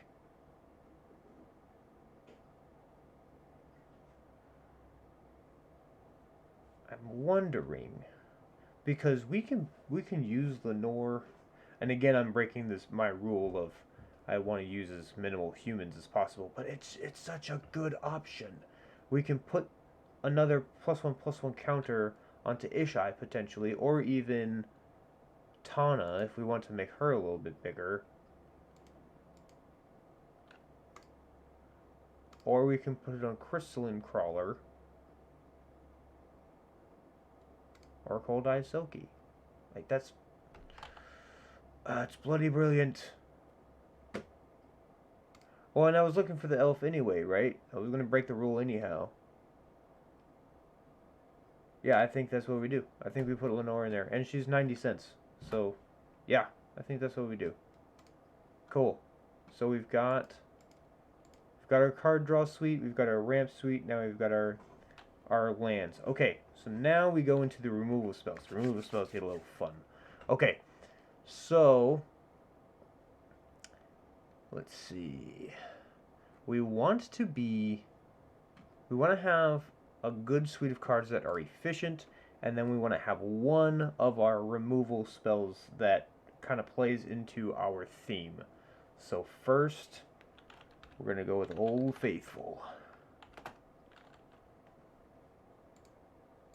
Swords to Plowshares. Swords to Plowshares, 1 white mana, super efficient. And then what we could also go with is Path to Exile, which is very similar to Swords to Plowshares. It's 1 white mana for exile target creature. Its controller may search his or her library for a basic land card, put it into the battlefield, tap and shuffle his or her library. Super efficient, exiles creatures. Now, the next thing is we want, because we're going on theme, and in this case our theme is a creature-based deck, we want to have a creature that removes another creature upon entry. Now this is going to be a little bit more difficult because we are not in black. Black is very good at doing stuff like that. But maybe there is a creature with Death Touch that when it enters the battlefield we can force it to fight, right?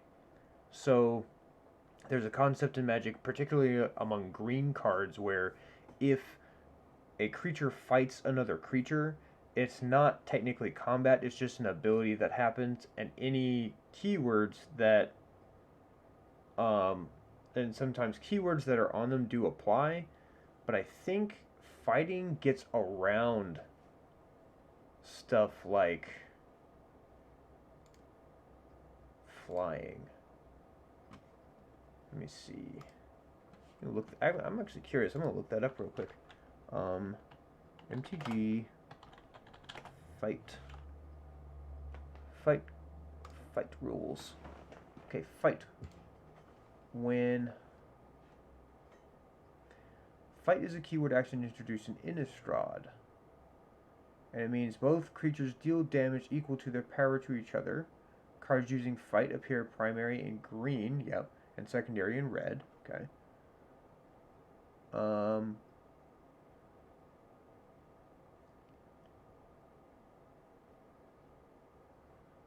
Fight is similar to the mechanic originally introduced in Land Arena, though slightly altered. Okay, I don't need to know the history. I just want to know the rules here.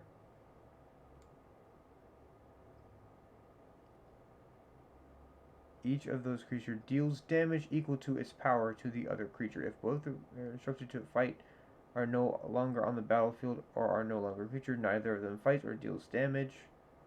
If a creature fights itself, it means it deals damage to itself equals twice its power. Oh, that's a fun rule that I didn't know about. Okay, so here's specifically why I'm looking for it.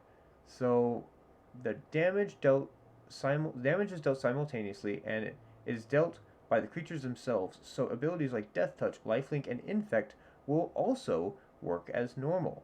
Damage dealt while fighting is not combat damage, so abilities like First Strike or Double Strike won't have any effect. Okay. Good to know. Yep, so, okay, cool. So First Strike and Double Strike are not, they're specific to combat, so it doesn't apply. But Death Touch and Lifelink and Infect do. And Wither, technically another one. Have a great night, continue good stream. Alright, awesome, man. Appreciate you stopping by, and I will continue to get this guy done for you. Alright, so let's see here. So tapped. So this means that stuff like flying doesn't matter, because it's a thing that only cares about combat, really. It gets over stuff in combat. So I would be able to take out a flyer if I can force it to fight, which is good. Alright, so let's try that. Let's go with Fight and Death Touch in our search bar here. Death Touch, Fight. Had to go the other way. Interesting.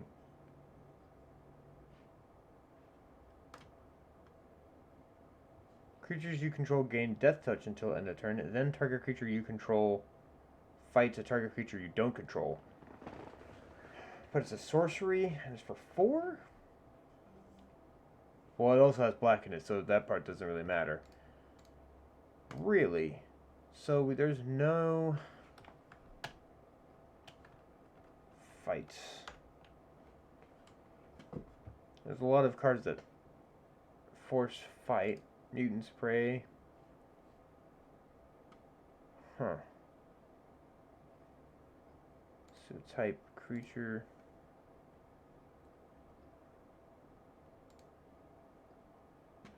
Uvenwald Tracker. Target creature you control fights another target creature. Ayula, Queen Among Bears. Target bear you control fights another target creature. Voyeurs Hydra. Deal X +1/+1 counters on it. So again, we're gonna have to dump too much mana into it for wanting that to work. Hans Eriksson, when it attacks, reveal the top card. Huh.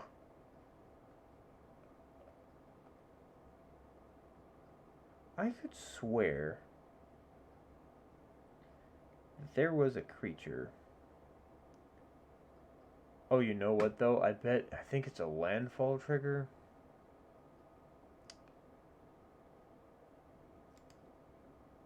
I have a feeling the one I'm thinking of is a landfall trigger. And it's not gonna do what I want it to do.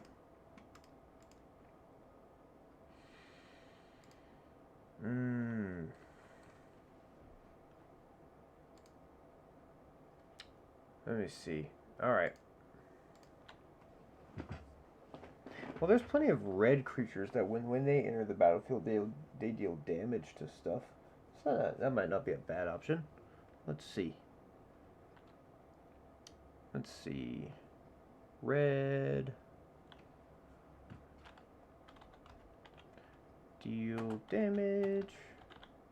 Emotional damage. Red, white, blue, green colors only. And type creature.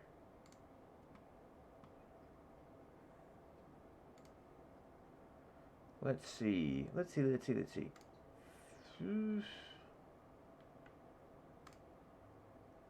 When Ruination Rioter dies, you can have it deal damage equal to any target. So it has to die. Don't really want... I want it to be able to enter the battlefield and do something. That's what we want. We want it to be able to enter the battlefield and do something. Or, better yet...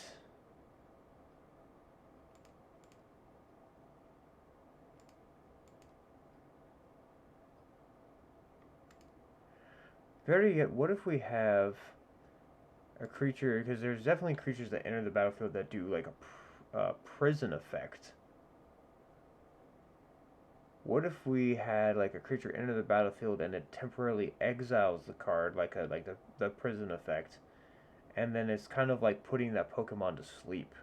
That'd be kind of fun, I think.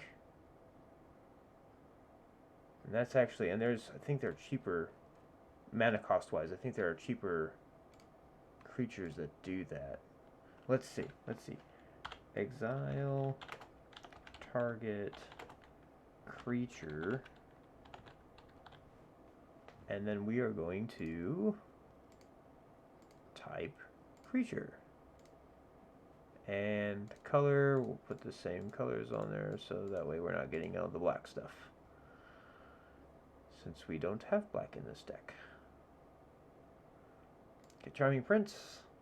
That just blinks the creature. It's not what we're looking for. Leonin Relic Order does that to an artifact or enchantment. It doesn't exactly do that to a creature. Okay, choose another target creature. Its controller may exile it with an Aegis counter. May exile it with an Aegis counter. That's...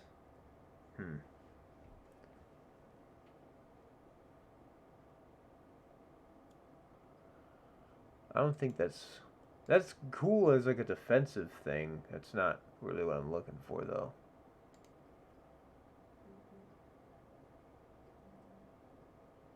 That's kind of fun. Mist Meadow Witch. Wow, I don't know why that was hard to say. That's actually kind of cool because then it temporarily like exiles it until end of turn. So that would be kind of like putting it to sleep, I guess. Sort of. Just gotta be careful. You don't want to exile something that has another enter the battlefield trigger, so that way they get that extra trigger. I guess you just gotta be careful of that.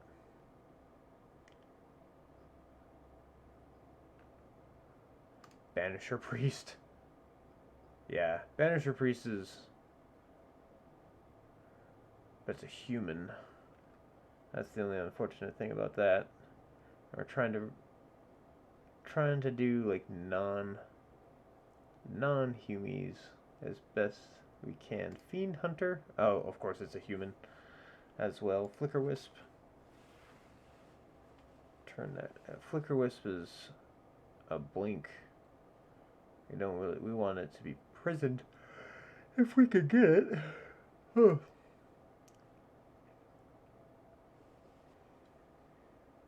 All right. Mangara of Condor, or Corondor, exile Mara of Corondor and another target permanent. They're so good. They do kind of what I wanted to do, except that they're humans.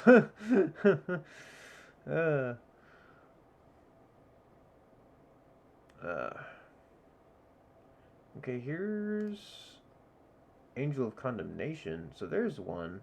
You exert it. Exile another target creature, and then it returns.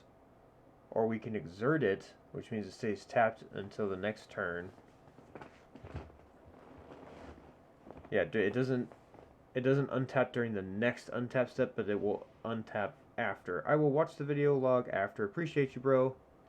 Let me see. And then it gives it present effect. Angel of Condemnation seems good, but like it's 4 mana to cast initially. And then you gotta pay 3 mana, tap it, and exert it to get rid of something. I just feel like that's a lot of extra steps. Amphin Mutineer. When Amphin Mutineer enters the battlefield, exile up to 1 target non-salamander creature. That creature's controller creates a 4/3 blue salamander warrior creature token. That's the one. As Salamander Pirate, I mean, if that ain't a Pokemon. Yeah, that's what we're doing. That's brilliant. I like it. That's the one. So now we've got our creature removal suite. Now we need our other permanent removal suite, which is pretty easy. We're gonna do Forsake the Worldly for sure.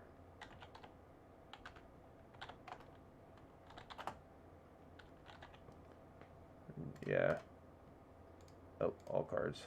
Yeah. Forsake the Worldly because we have the option to exile the target artifact or enchantment.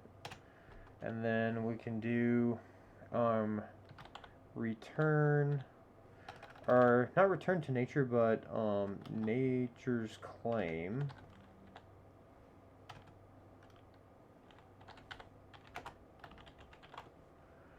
Nature's claim. Destroy target artifact or enchantment. Its controller gains 4 life. Definitely worth the 4 life to get rid of whatever the problem is for 1 green mana.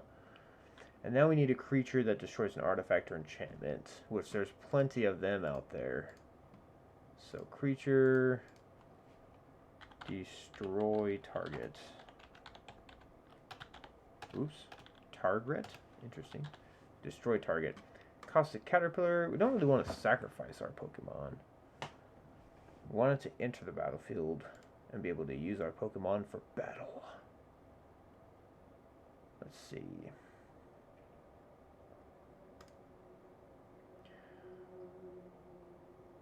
So this one has Megamorph, but then we're effectively paying 5 mana for it to do Megamorph. I don't really want to do that. 5 mana to get rid of a card? Very inefficient. Yeah, that's specifically a legendary permanent, and is a human anyway, so we want to avoid humans anyhow. Felidar Cub, but it only gets rid of an enchantment, and we have to sacrifice it. I'm going to do the color thing again. White, blue, red, green, and type. Type creature is already in there. Okay. Only. There we go. Quasali Pride Mage. Oh, there. Well, again, we have to sacrifice it, but Quasali Pride Mage is a good one, though. I like Quasali Pride Mage a lot. Torch Fiend destroys an artifact specifically. We have Viridian Zealot. Target enchantment. It's always one or the other, not both. Just gotta figure out one here that does both, that isn't an elf or a human. Whenever one or more cats. Oh, but it has to be, yeah, this thing has to be that. Destroy target creature that dealt damage to you this turn? That wouldn't be a bad, well, it's a human. We can never be happy. Knight of the Autumn, Dryad Knight. When it enters the battlefield, oh yeah, that has multiple options there. Knight of Autumn, I like that. Yeah, that's what we're gonna do. We're gonna do Knight of Autumn.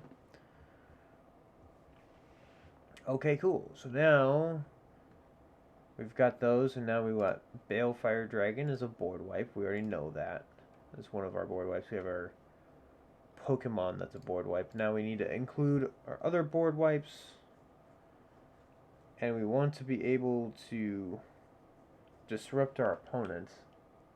So we need, let's see.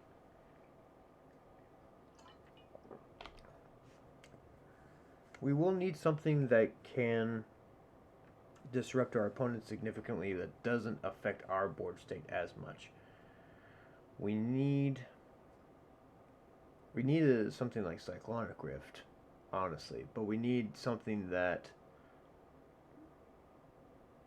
can potentially get rid of their board state like a little bit more permanently. We are in white, so that shouldn't be too much of a problem. Destroy all. Type sorcery or instant. Color white, blue, red, green, colorless.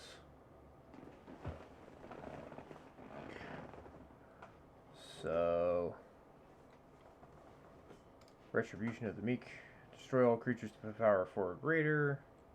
I don't really want to do that, because sometimes our creatures are power 4 or greater. Day of Judgment. Destroy all creatures. Very simple. Dusk to Dawn, destroy all creatures with power 3 or greater. It's a good card in other decks. Not really this one. Supreme Verdict. Can't be countered and destroy all creatures. Cleansing Nova. Fell the Mighty. Destroy all creatures greater than target creature's power. This is an excellent one in some other decks. I don't know about this one, though.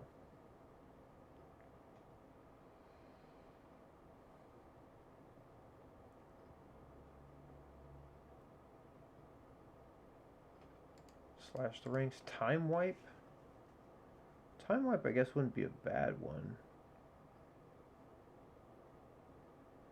Because we at least have the option to return something to our hand for it.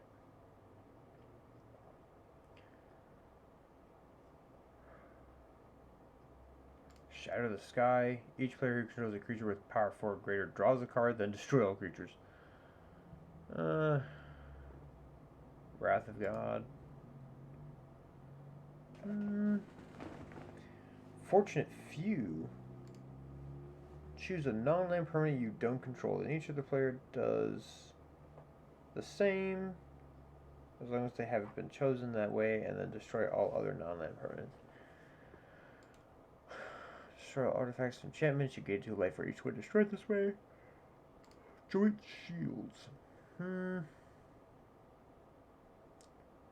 I think Austere Command. That actually is a good one. I think that's actually a good option because that gives us a lot of versatility for what our problems are, right? I think that one is... Yeah, let's go with Austere Command for one of them. And then for the other...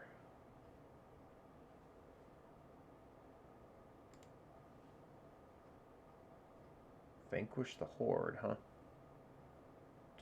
This spell costs 1 less to cast for each creature on the battlefield. Destroy all creatures. That's actually kind of cool. It does have a... It reduces the cost for each creature on the battlefield, but then again, we're probably going to be with the one with the most creatures. So I don't know how good that's actually going to be. Organic Extinction, destroy all non-artifact creatures. Well, that's great for an artifact deck, not really our deck here. I think, well, we might do Time Wipe.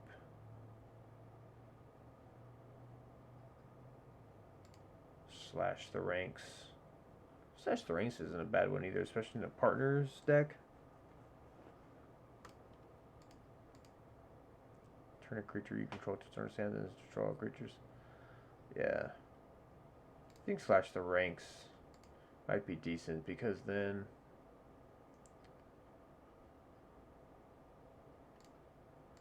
Or Time Wipe because again we'll have a potential to bounce something. I don't know what the right answer is on that one actually. I think we're gonna go with Slash the Ranks just because we have partner commanders. We want to keep our partner commanders around. Or at the very least, we want to protect Ishai as best we can. So I think that's what we do. And then, cool. Now we need a protection suite. So let's put a...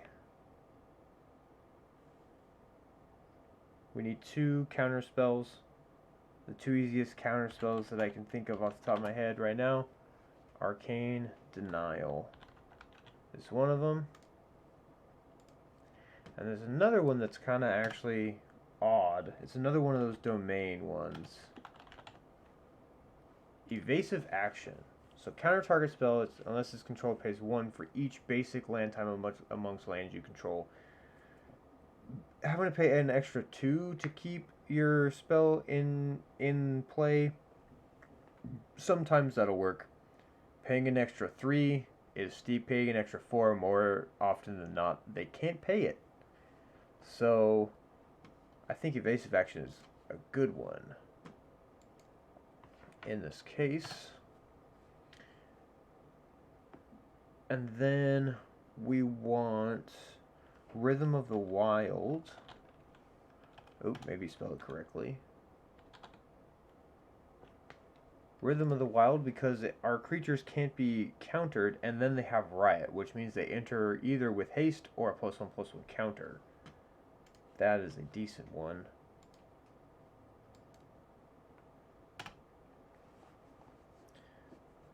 Ow, ow. Ow. Okay, cool. So now we got that. I think we want to have one. We want to have one that gives indestructible until end of turn, and I think. Oh.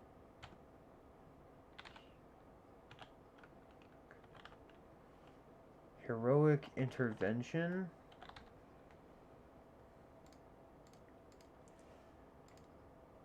Yes, it's $11 card for that version, $10 for this version. Still a good card. It's so good.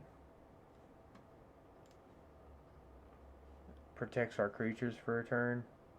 For potential from our own board wipe or maybe even our opponent's board wipes. I think it's worth it.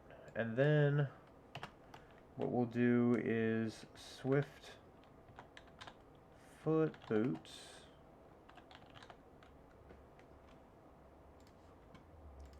And Lightning Greaves, because then that's an extra card that our opponents have to get through to get to our bigger creatures that we want to protect, or our commanders potentially. Recursion, we can have probably 5 spells, because we already got 6 spells that are protection, right? We've got Lightning Greaves, Swiftfoot Boots, the 2 counter spells. Then we got Heroic Intervention and Rhythm of the Wild, which just makes it to where our creatures can't be countered effectively. So then let's do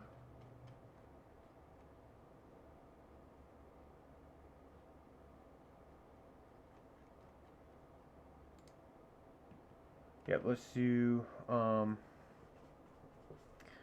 Regrowth.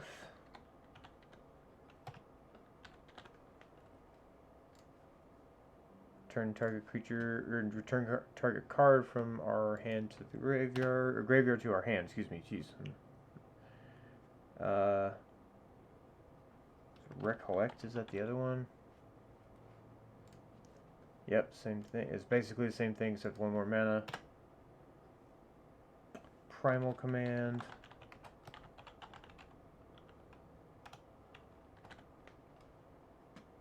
Primal Command. Yep, because we can put our graveyard back into a library shuffle, and we can search for a creature card that we're looking for.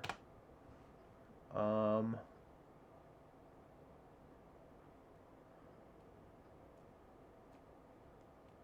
think I want to reshuffle my graveyard. So how much is Echo of Aeons? Let me see. It's a $12 card. That's decent. Not bad. Each player, and again, it's another disruption. It shuffles everybody's graveyard back into their hand, and then everybody draws 7 cards. That's decent. I think that's 4 recursion spells. That's pretty decent. I think we'll keep that. Because 2 that get something specifically out of our graveyard, and then 2 that shuffle our graveyard back into our library and get us cards potentially. So yeah, that's decent. And then now we've got, because we've got the basics of our deck set up here, now the big thing is let's get like the fun part of the deck in there, right? So we want Craterhoof is the right. Our Venusaur is the main way that we win, right? So I don't know if we keep Hydroid Craxus in here. I don't think it might not be worth it, honestly. So okay, so let's. Yeah, we're gonna get rid of you. Get rid of you. Bear Umbra's extra protection potentially, and Amulet of Vigor. That's super good for our stuff. It's again that half a ramp card, so might be good with that. We already got a request from Red saying that he really wants Spiny Starfish in here because Starmie was basically his previous Waggles. So we're going to automatically put these cards into the deck now. So Crash of Rhino Beetles, Kappa Cannoneer, Craterhoof, Amulet of Vigor, and Bear Umbra is another way to untap lands, right? So that puts us at 90 cards now. We have 10 cards that we can kind of play around with and figure out what exactly we want. So let's do... We want to play into Kappa Cannoneer a little bit. So we need stuff that helps bounce stuff back to our hand or bounces stuff on the battlefield.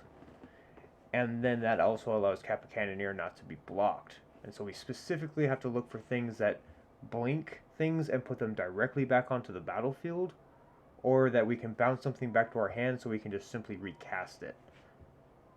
So let's do...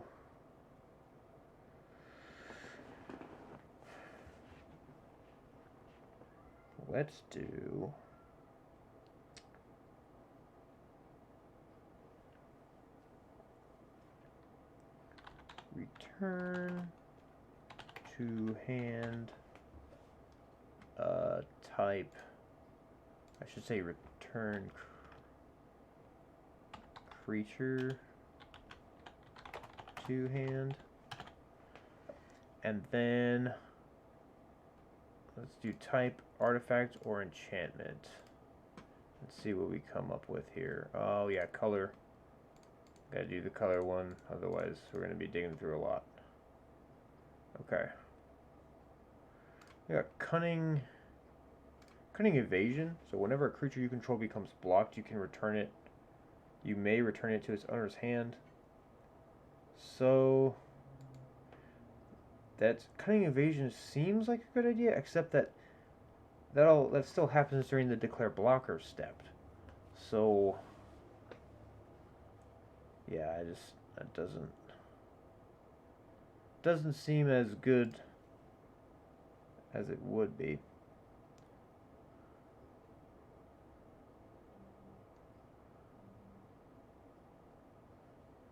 Let's see.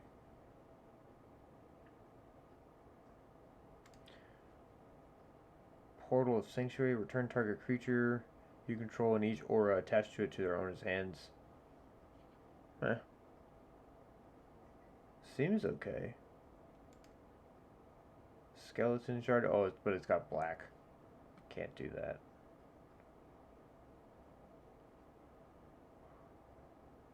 So that's the thing you got to look out for, right? Is that something if it's not in like a reminder text, and it shows up a mana symbol is in that means that in Commander, that is the color identity of that card, and so it really, I mean, as it should, right? It limits the amount of cards that you should be able to use, so you have to kind of think outside the box, trying to get an effect that you want to make happen.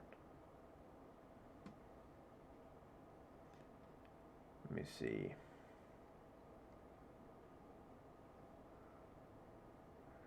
Yeah, I know that I've found I've found cards in the past that do this. Return creature to hand. Maybe it was a creature.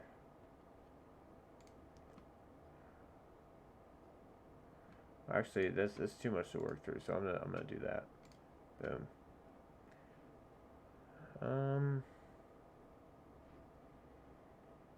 Shark the Thumbless. Alright. Root Coil Creeper. All cards. Oh, that might have been. Okay.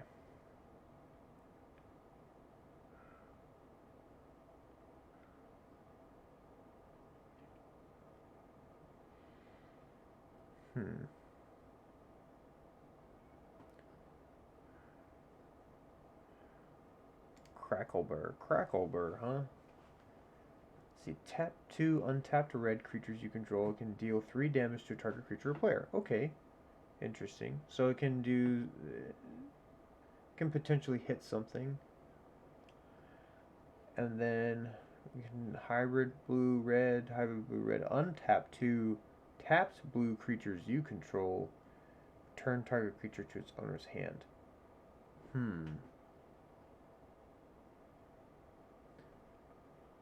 2 tapped creatures. Well, yeah.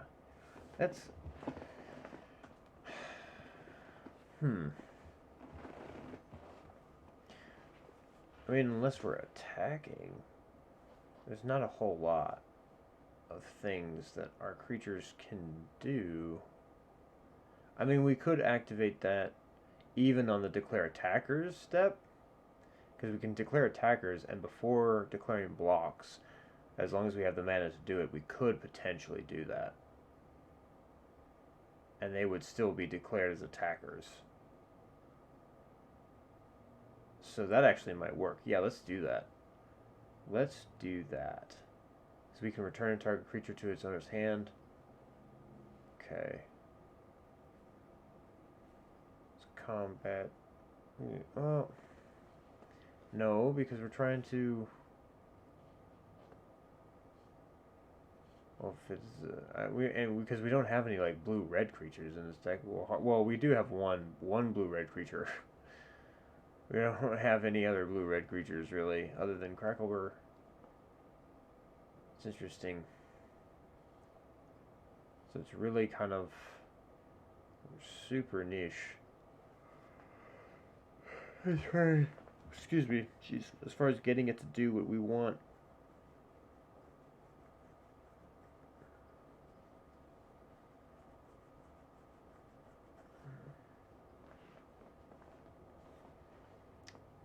I mean, there's always a way, like ways around doing that, where we can do it on like another player's turn, return that thing, return the creature back, the artifact creature potentially back to our hand, and then we play the artifact creature so that we, on the very next turn, so that we Kappa Cannoneer is unblocked. I mean, there's sequencing that you could do to do it. So yeah, we'll do that. We'll do Cracklebur as one of our sources that can do that. We still need a little bit more redundancy that allows us to do that. So Cracklebur is a good idea.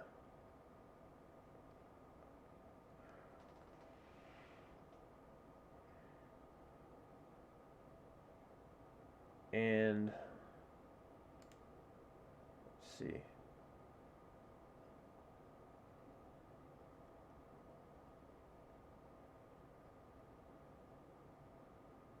Slogurk? What is this? The Overslime. Whenever a land is put into your graveyard from anywhere, okay. Okay, yeah, no. It's not something that we want to do.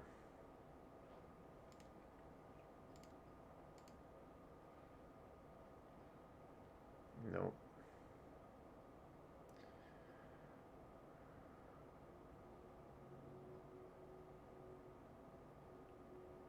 We want to return a creature or an artifact to the owner's hand. But You got Master Transmuter, but we're not an artifact deck, so it's not all that beneficial. Noggle Bridgebreaker. You can return a land you control to its owner's hand. Nope. Don't really want to do that. No.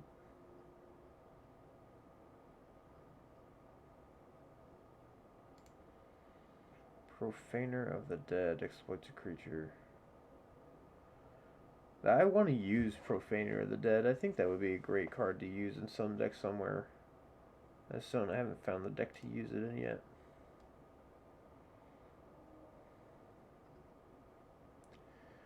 Enters the battlefield or attacks. Return target creature card with no abilities from your graveyard to your hand.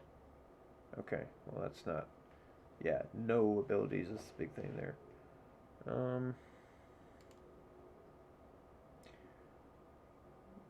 Nope.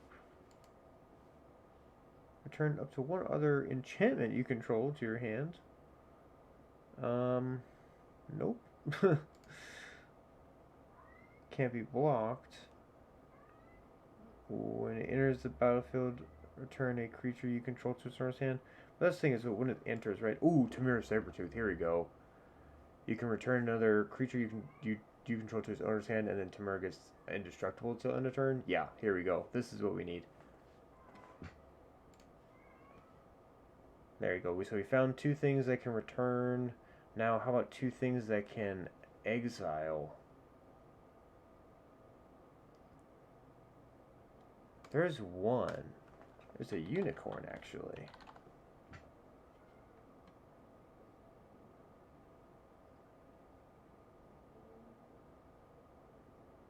It's a unicorn. I don't know why that popped into my head. Don't ask. Emil the Blessed. That's a $12 card. That's not bad. Yeah, 3, exile a target creature you control, and then return it to the battlefield. So it blinks it. And then whenever another creature enters the battlefield, you can pay mana. If you do, put a +1/+1 counter on it. If it's a unicorn, you put 2. Obviously, not all of our creatures are... I think this is actually going to be the only unicorn that's going to be useful in this deck. But... Majestic unicorn, huh? Oh, it was just mutate. Yeah, it doesn't really do much else other than that.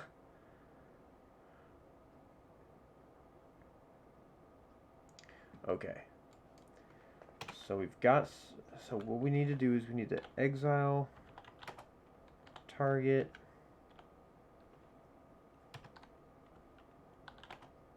creature and return.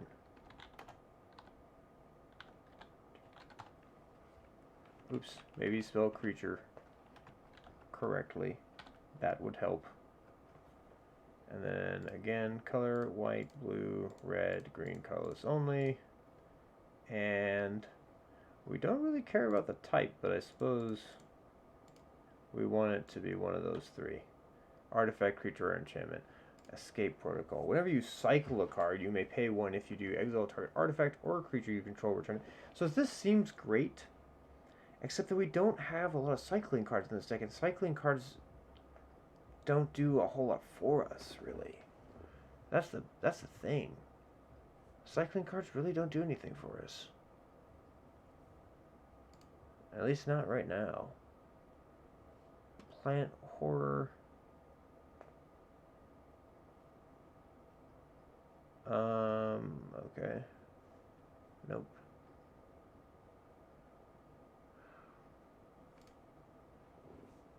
No.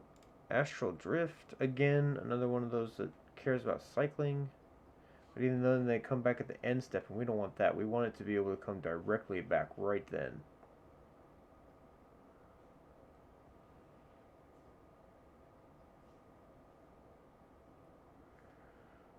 Stasis Snare. Soul Herder.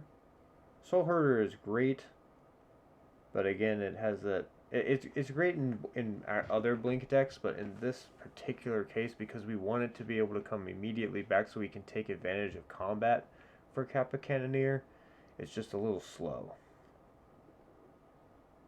Brago is another one of those that would have been awesome, except that Brago does it in the middle of combat, and it has to deal combat damage to a player, which is after the fact.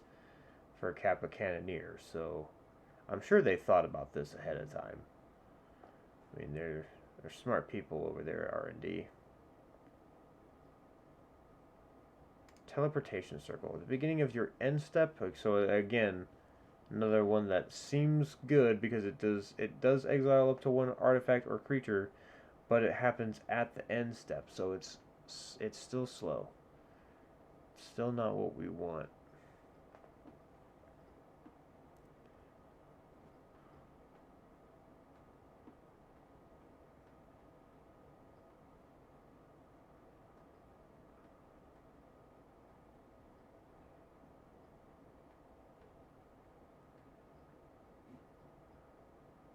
What about you? What is this one? Whenever an opponent attacks one or more planeswalkers... Okay. Okay, no, that doesn't do it. What about this side? Turn. From your graveyard to the battlefield against and then you exile it. Okay, no. Not at all what I was hoping for. Eldrazi Displacer. So Eldrazi Displacer seems like a good idea. But we have to have that one with the diamond means that it has to be colorless mana. It has to be generic mana in order for that to work. So we would have to have Soul Ring. And I don't think there's hardly any other sources of just colorless mana. Like we have the panoramas and not grasslands, but Croson Verge. Yeah, that produce colorless. So it's so rare for this deck to be able to do that with the Eldrazi Displacer, because of the fact that there's 4 colors in here, it's very difficult for us to squeeze in that colorless.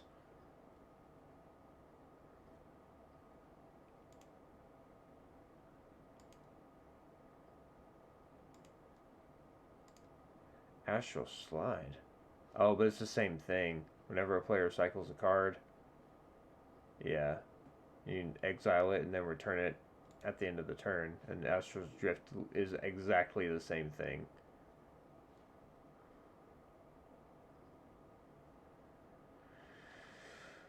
That's super unfortunate. But you know what? Oh, wait, there's a... Oh, no. I'm thinking of that for a different reason. But that's not a bad one to have. Because that gives us another instance of stuff entering with a +1/+1 counter on it. I'm going to... And since we're here, Master Biomancer. Yeah, Master Biomancer does that, and then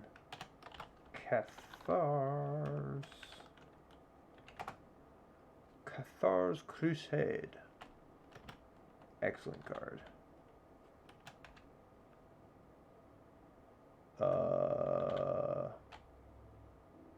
Okay. Did I not spell that correctly? I feel like I did. Maybe it doesn't have a parenthesis in it. Oh, yeah, there it goes. Yeah, it's a $6 card. It's not bad. So, yeah. Let's see here.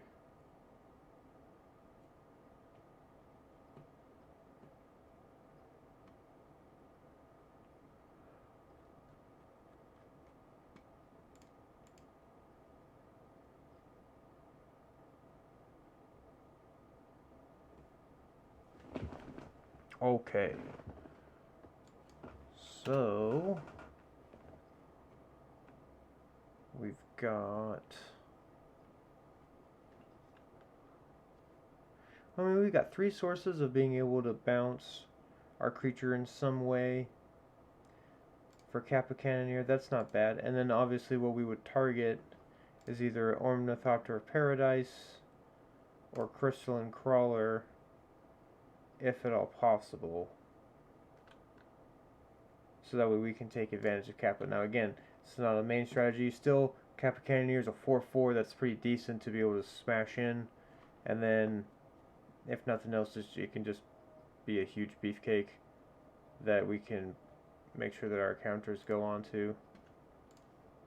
But yeah, so we're going to put Master Biomancer in there, Renata, and Cathar's Crusade. So now we have things that make our creatures even beefier. And now we got 4 cards that we can kind of just throw in here. And I'm kind of thinking that we find some weird ones. So let's just go with type creature. We'll go with some weird ones, but that's something that actually helps advance our game plan here. And then we're gonna go with this set of Ikoria, Lair of Behemoths. Alright, so let's see. Okay.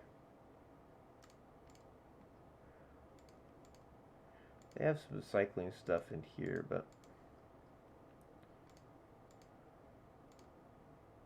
yeah, we don't have... This isn't a mutate deck, though it would be kind of cool if we could make it a mutate deck. But I don't think it will work as well if we decided to make it a mutate deck. Crystalline Giant. No. Kahira the Orphan card? I think it would be fun, but it doesn't actually do... I mean, because that thing looks like a Pokemon, right? But it just doesn't do what we need.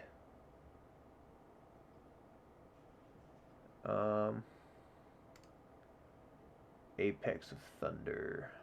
That's fun.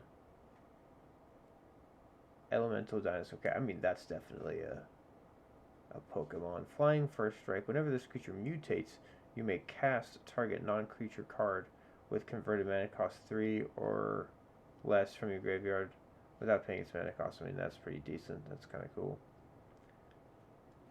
Zerda the Dawnmaker.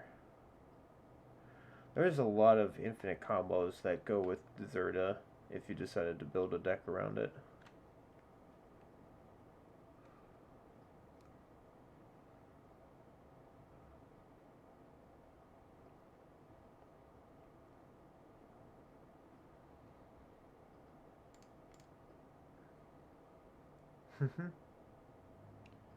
Interesting.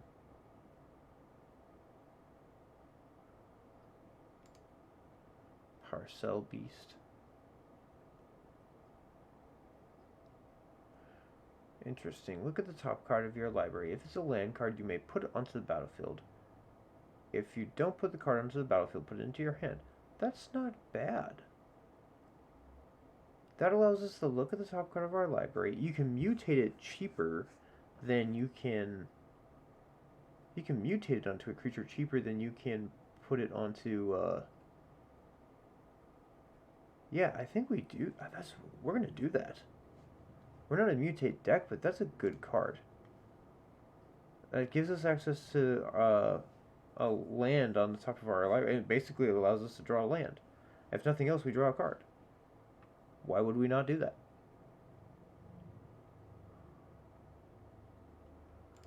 Eluna, Apex of Wishes. Maybe that's what we do. Maybe we make these last cards some mutate stuffs that give our Pokemon an extra evolutionary edge, as it were. It's actually not a bad idea. Exile cards off the top of your library to exile a non-land permanent card, put the card into the battlefield into your hand, except that it would exile the rest of them, right? That's the only issue I see with that. I mean, still, it's not terrible. It's just not. I just don't think it's, I don't really want to exile cards off the top of my library. Let's see here.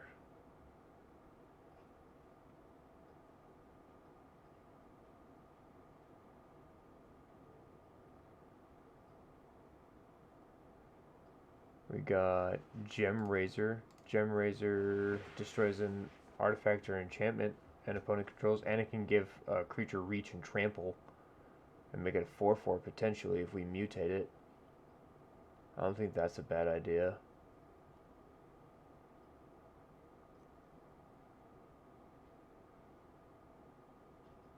In fact, that might even be better than the thing that we currently got, like Night of Autumn.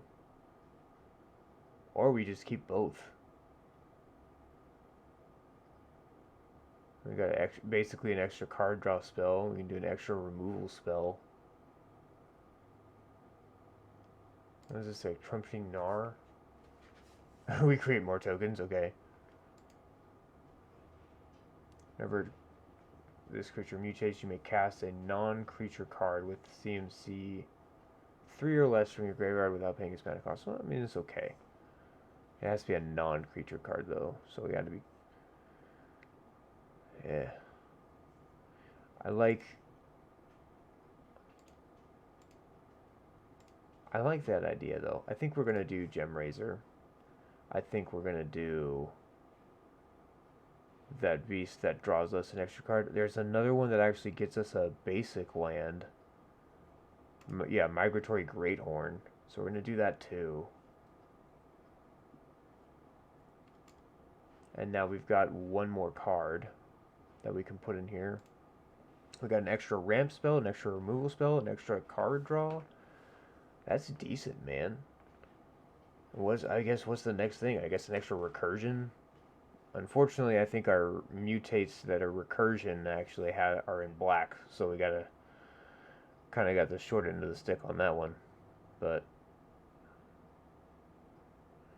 let's go through them again, though. Maybe we can pull something out of this. Let's see. Yeah, and actually, since we're here, we'll put in mutate. That way we're not having to sift through all of these. Mutate. Alright, let's go. Yeah, we're not like a full-on mutate deck, but we do have some mutate utility creatures here. Whenever this creature mutates, put 2/1/1/1 counters on it. It's okay. I mean, there's better cards. Return a target instant or sorcery card from your graveyard to your hand. I don't think that's bad. I think that's actually pretty good. We might use that. We don't have a ton of instants and sorceries in this deck, but the ones that we do have... Yeah, the ones that we do have do a lot for us. We've got... They're all of our value stuffs. All of our core things. So yeah, we might take that Lord Dracus. But let's see what else we got first. Whenever this creature deals combat damage to a player, draw a card. Okay, it's not terrible. Yeah, that's the one that creates the beast tokens. Yep, we know you. We can create we can create cat tokens with lifelink. We can create a feather phoenix token. That's Gem Razor. Huntmaster Liger. Okay. Yeah, Migratory Greathorn. Parcel Beast. We already got that one. Creature deals X damage to X target, where X is the number of times this creature has mutated. So, I guess that would be like creature or perhaps planeswalker removal, or even straight to the face of an opponent. I mean, it's not terrible, but I don't know if that's... Not 100% sure if it's worth it, but who knows?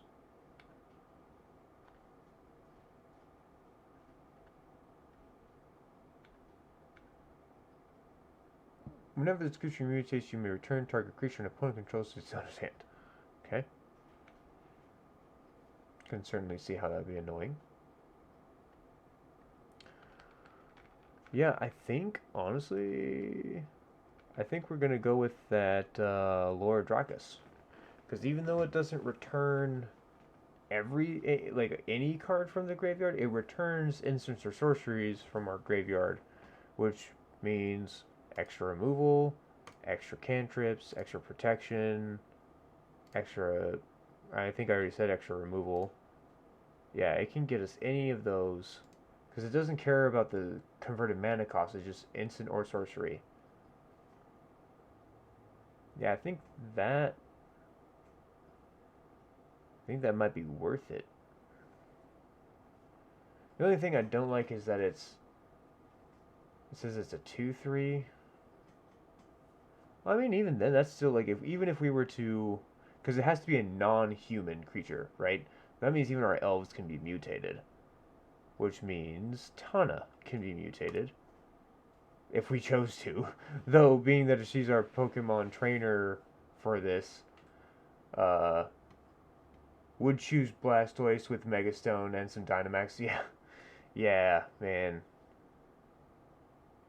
Yeah, our quote unquote Blastoise for this deck is he's pretty cool. He's not our main line, but he's pretty decent. Um, yeah, I think, or maybe instead of doing that, because we've got the three other mutate creatures, and that can actually help. I think what we do is we get a tutor in here for Craterhoof. I think that's what we do, and I know the perfect one. We're gonna get Eldamari's Call, because that is going to maybe spell it correctly. Eladamari. There we go. Eladamari's Call, and it's a $7 card, so it's it's a little bit. It's not terribly pricey though. There we go, and then Eldamari's Call is our way to search for Craterhoof, so that way this deck can end the game. And I think there we go. This is version 1. So mind you, right? If you actually put this deck together, I'm sure you're playing it a couple times, you might find some things that you want to switch out. But I think for the most part, this is pretty solid. We got our Pokemon in here that we really like. So we've got Heracross is our favorite. For Codename Red, that's his favorite Pokemon is Heracross, so Crash of Rhino Beetles is going to be the guy. Then we got Kappa Cannoneer, which is obviously a Blastoise. Balefire Dragon is going to be our Charizard. Craterhoof Behemoth is our Venusaur. And though Heracross isn't necessarily the win condition, our Venusaur is. I know that this is the one that Red would actually choose, because I know Red has a thing for Bulbasaur. He likes to choose Bulbasaur, so because he always gets on the people that likes to choose Charmander, and that's me. I'm those people that like to choose Charmander.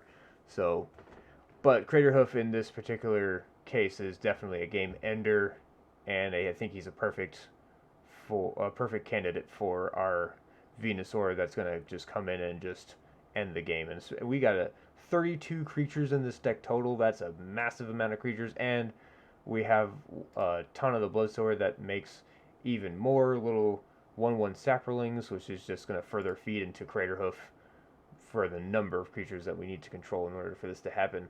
So, I think we've got a pretty solid build, at least a pretty solid version 1. When I put this physical deck together at some point, we will see.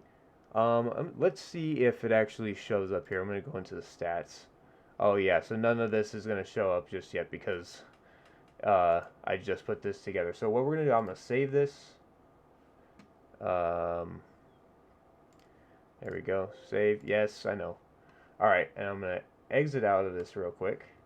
And I'm going to reopen it. And see. Okay, so we've got our deck here. Let's go to stats. Okay, cool. So we have a disproportionate amount of green, which we kind of figured in a deck that has green. You buy digital cards, or I think you mean or the digital decks. I do physical decks. I just use this deck builder as a tool to kind of help me put my decks together, because it very conveniently has a database of every card in the card game. And when I have an idea for a physical deck I want to build, I'll put it together in there. I'll figure out which cards I actually have in my collection, and then I will then physically put that deck together. I do not know when I'm going to physically put this deck together as of yet, but it's going to be sometime probably within the next year. And it will be a deck that my brother can use if he ever decides that he's going to play Magic with me. So, but yeah, going back to our stats here, we see that we have a disproportionate amount of green in this deck. The next highest is going to be blue at 19, 15 for white, and 7% for red. And then we have a little bit of hybrids in there. And then, so let's go to the build. We're going to go down to our basics. And what we're going to do is we're going to adjust these to be that proportion that we found. So by upticking the forest, we're going to downtick a mountain.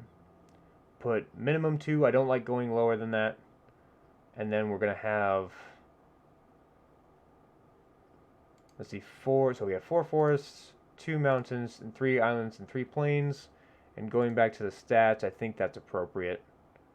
We just got to make sure that we have more forests, more lands that tap for green than anything else. So, yeah. And let's go to the price. Let's see how this actually compares. So, the deck builder, what it does is that it'll give you a run price of all the cards based on what they're worth that are above $1, right? So you see that Trava's Ruins is almost $2, and then there's anything other than that is like probably less than $1. The deck, and this isn't even the entirety of the deck, this is already coming out to be $335.74. So we're probably looking somewhere close to 350 to 375 to actually put this entire deck together, built this specific way. There are other budget options out there should we decide to do it that way, but I do have a lot of these guys in my collection already, so I'm already going to be able to skimp out on some of that price. But some of the more expensive cards that I want to put in here that I don't have extra copies of are going to be ones that are going to break the bank a little bit. Even so, it still won't cost me personally the 350 to 375 that it will be to put it together. It will be significantly less, probably closer to 150 for me, just because I have a lot of these cards already in my collection, multiple copies of them, so I'm already kind of sort of saving money on that. All right, well, thank you guys for stopping by. This was awesome to be able to do a deck build live. This is I see that it's already taken me about 3 hours to do, so I did expect that it would take about 3 hours to do. It is easier to have access to the entirety of what is in Magic currently to be able to put these decks together. And I think it's actually kind of fun to put decks together that have a theme, and rather than just going hard for the win every single time. I think it's you should build your decks to have a way to win, but you should also have fun in the deck design and what it can do. And like I said, this is another one of those that have they're great candidates for something like altar sleeves, where you can actually go in and you can petition for artwork from a designer there, or you can design the stuff yourself and put it on, and you can have alternate artwork that goes over the front of your cards, so that way you can have your theme as you play against your friends. And that's really what it's about. It's playing and having fun and telling a story with whatever you're doing. So again, super appreciate the viewers that are coming by. Let's see if anybody else is online. I'm gonna do a raid. Raid parties are so fun. This is gonna be the first raid that I'm actually gonna do, because I didn't understand how the function worked. Here, let's see if I can figure it out. So let's see. Live long and prosper, dude. All right, let's see here. I am so lost as to what to do. Okay. Let's see.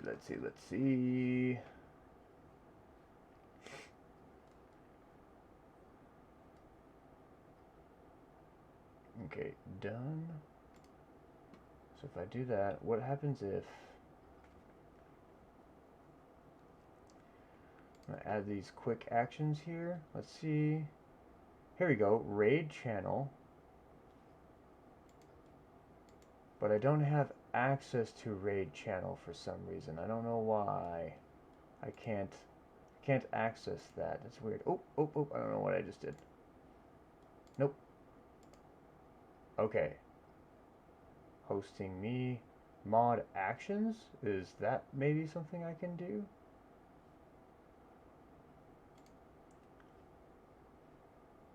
Oh no, never mind. That's not what I'm looking for. There's gotta be a way that I can, maybe I have to exit this stream first and then I raid. Maybe that's what I've got to do. We'll see if that gives me the option. Really wish that it would allow me to do that though, because it's not like, yeah, it's like it has the little circle with the line going in it. I'm not a huge, not liking that. Lame sauce. I would like to raid channel, please. Allow me to raid channel.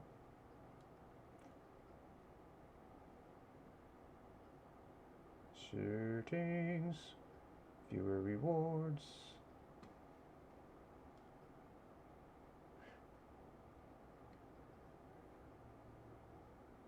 Active mods, mod actions, stream health. I don't need any of those panels right now. I want to be able to do a thing. Maybe, okay, you know what I'm going to do? I'm going to end the stream, and then I think maybe by ending the stream, I will then be able to raid the channel. So I'm going to try that. I'm going to try that, see if that works, and hopefully that will do the thing, Julie. Alright. Anyways, you guys have a good night. I will see you all the next time I stream, sometime next week. I will put it out on Twitter or Facebook what that is going to be. More than likely, it's going to be a Dexplanation, and I do plan on doing some spell table in the future. Still have to get with my buddies to organize that, though. Alright, love y'all. Please like and subscribe, follow, and I will see y'all later.